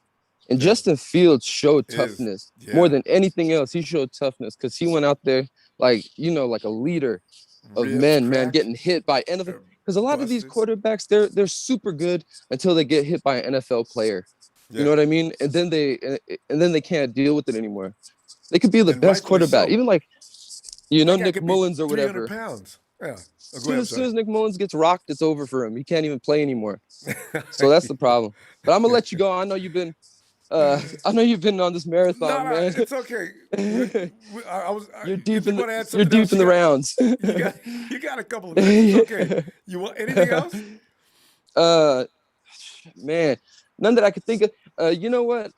All I'm gonna say is this: Shanahan ain't gonna pick Kyle Pitts or anything. He's not gonna move back in the draft. He will look like a fool. He will look, because he'll never get those picks back. He'll never get to 12 and get two future first-round picks back.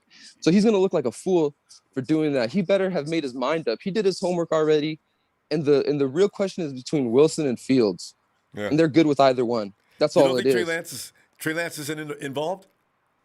Trey Lance, no way. And it's nothing against Trey Lance. It's nothing against Trey Lance. He just didn't play. He just didn't play. How are you going to mortgage your future for that? You know, he's on his way That's all to it New is. England and Salem. I'm telling you right now, because Belichick might take him just because he's got Cam, and Yeah. Cam can actually teach him how to be a pro.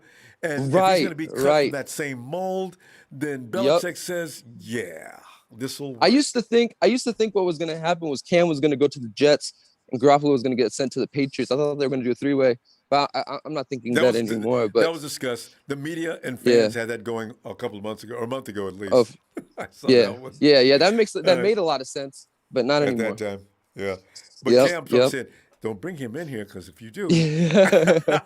Nah, Cam is mature. Cam is a cool dude. I think you know. would take him under his wing. Poor Cam. His time's up. He just doesn't want to quit. All right, hey, Sam, see you tomorrow if you get a chance. Hey, All for right. sure. Thanks a lot, man. Thanks a lot, Ronbo. Thank you. Night. I have a good night. All You right. too. Hey, Darius. What's up, Ronbo? How Darius, you been, man? Darius, man, we're like, how you doing, man? I'm doing great. Doing great. Because we're like sitting here contemplating the lies that are being told. And, you know, they do this to us every year, Darius. They have the media just, it's like people ought to be able to file charges and sue. What if I bet a lot of money on something and lose my money because of some BS the media put out? You know what I'm saying? So, but they probably say, look, man, everybody knows the media be lying. If you lost money, that's your damn fault. But I'm looking at number 2. I'm not going to believe it until I hear them call Zack Wilson. The Jets select Zack Wilson, BYU. I said, okay, well, I had to see that because they ain't got nobody to back him up. You got OTAs and everything else going to be different this year. You ain't going to get a chance to work him like you want to. You going to put that child out in the field right now in the NFL with them grown men coming at him at 100 miles an hour, and you think he's going to function? Yeah. See, I don't believe it.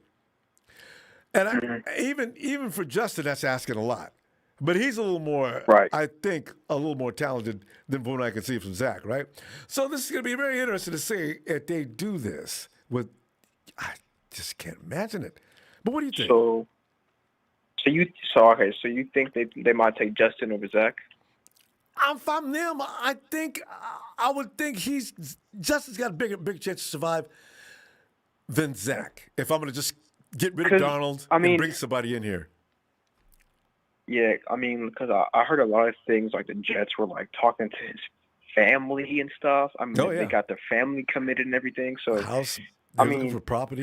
Yeah, I mean, you got to do it. It's not like Jacksonville where they already gave him the playbook, But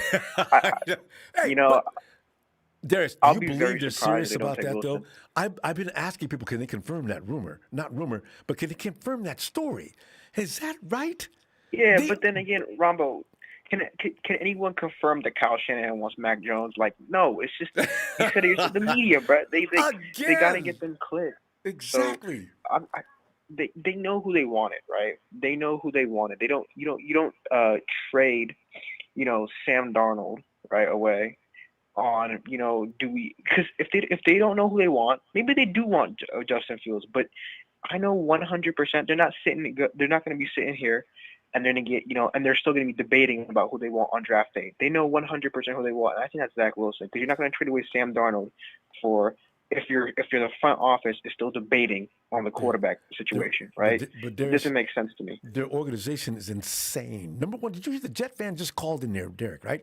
He says, well, we're going to wait till afterward and, we're going to pick up a veteran that gets cut or something. I said, what? What kind of plan is that? Get the veteran now, you idiots. What are you doing? You bring the kid in, he's under all kind of pressure. You got no backup. What are you going to get, Matt Schwab? What are you going to do? The Jets are just really strange. Yeah. But let's see. That's what because they don't have a quarterback. Because they actually don't have a quarterback outside of if they drafted a quarterback. They don't have because who was your backup last year? Joe Flacco, but he's not on the team anymore. He's on the Eagles. So if they draft a quarterback, they're gonna have to put him in right away with no veteran help whatsoever. That's gonna be insane. Yeah, I mean, but that's the thing. They just set their quarterbacks up for failure. That's why they're drafting the top 5 like every single year, because the franchise are running in circles. You know, they before when they drafted Darnold, they had Josh McCown as a career journeyman as the mentor, but they probably signed like one day before the season started to help him out. So like they better that's call why Josh now, bring him out of retirement, because I don't know. I can't Yeah. imagine. Well, where's their quarterback? Who are you going to get? Is there any quarterback? So Nick Mullins? Who else? What's his name from the Raiders? Mariota? What are you going to do? But ain't Mariota under contract still? Because he's on a 2-year. They got to trade. So he's If still they on a want contract, him, I think. they'd have to trade. Yeah. I mean, I don't know. Like, would they take? Oh, I actually don't know. This is crazy. So you know. Then again, they might take a more NFL ready quarterback like a Mac Jones maybe. So who knows if this is the situation? Because if they don't have because to me Zach Wilson's not really NFL ready. Like he plays in BYU, probably one of the weakest divisions in college football. So he's not playing competition. He's only had one good year, right? And you saw what happened when you played Coastal Carolina and stunk up the field. So I don't know. What's the guy that got hurt? Talk about, but what's the guy that got hurt with the Chargers last year because the doctor punctured his lung? Yeah, but he's on the Texans. Oh, he's with the Texas. That's right. Yeah. Tyrod Taylor. I can't imagine what. Yeah, the hell. Yeah, I mean, I don't know. That's something to watch. Ronbo, I'm gonna let you go. I know you probably still got more people calling too at this time. So, but this is we're getting ready to get out now. But this was a fun matter. I mean, the Jets aren't our business, but I can't wait to see what they do next because they are the most interesting team to watch for the potential to screw it all the way up. You know, you got no veteran in there. You're bringing in a kid. He's a rookie. No matter what people think about, well, rookies do well. Yeah, they do. But you still need somebody in there to back him up and help him teach him how to be a pro and a lot of other things that you have. No, just bring him in. I can't wait to watch this experiment. And he could Ronbo, one quick thing before I leave, but I don't know if you saw this, but so before Kyle Shanahan went to Atlanta, I saw some. I don't know if it's true or not, but Matt Ryan used to when you're what's it called? He used to lead with his right foot, right? So you would have his right foot in front of him. Yeah, and then but when Kyle came, there. Right, Matt put his left foot. And at Justin Fields' second pro day, Kyle made Justin Fields do the same thing. That was something interesting. I saw. So I mean, honestly, I hope we take Justin Fields. I think he's different from other Ohio State quarterbacks because Dwayne Haskins didn't have the character. Like his character wasn't there. And the other guys were just fringe starters, but Justin Fields for his 2 years has the best touchdown to interception ratio in all of college football. He's the second highest quarterback rating. So the thing is, he's not really an Ohio State quarterback. He just transferred, and they didn't go pick him right up. because he's a Georgia quarterback. Yeah, quarterback. Yeah, so he doesn't necessarily have to fall into that. So anyway, all right, Darius, I haven't heard from you in a while. Good stuff. All right, I'll see you tomorrow if you get a chance. All right, Ronbo. Have a great night, man. You too. Night, Darius. And with that said, fam, we're going to go get some much-needed food. I'm really hungry, man. And I'll see you tomorrow for Monday Night Raw after the Trey Lawrence Pro Day. And it's just funny because tonight's discussions have revealed Trey Lawrence is not Trey Lance, should I say. Trey Lance is not believed to be on the same page with the others. Interesting. I want to see what his pro day looks like tomorrow because, as Mike pointed out, his accuracy is not very good. It's going to be interesting. We'll see what he looks like. He's got to put on a show tomorrow. He's got familiar people out there, and he can't show that hand. He's got to look pretty good. So, all right, fam. And Ellis, thanks, Ellis. Fam, have a great night. Niners!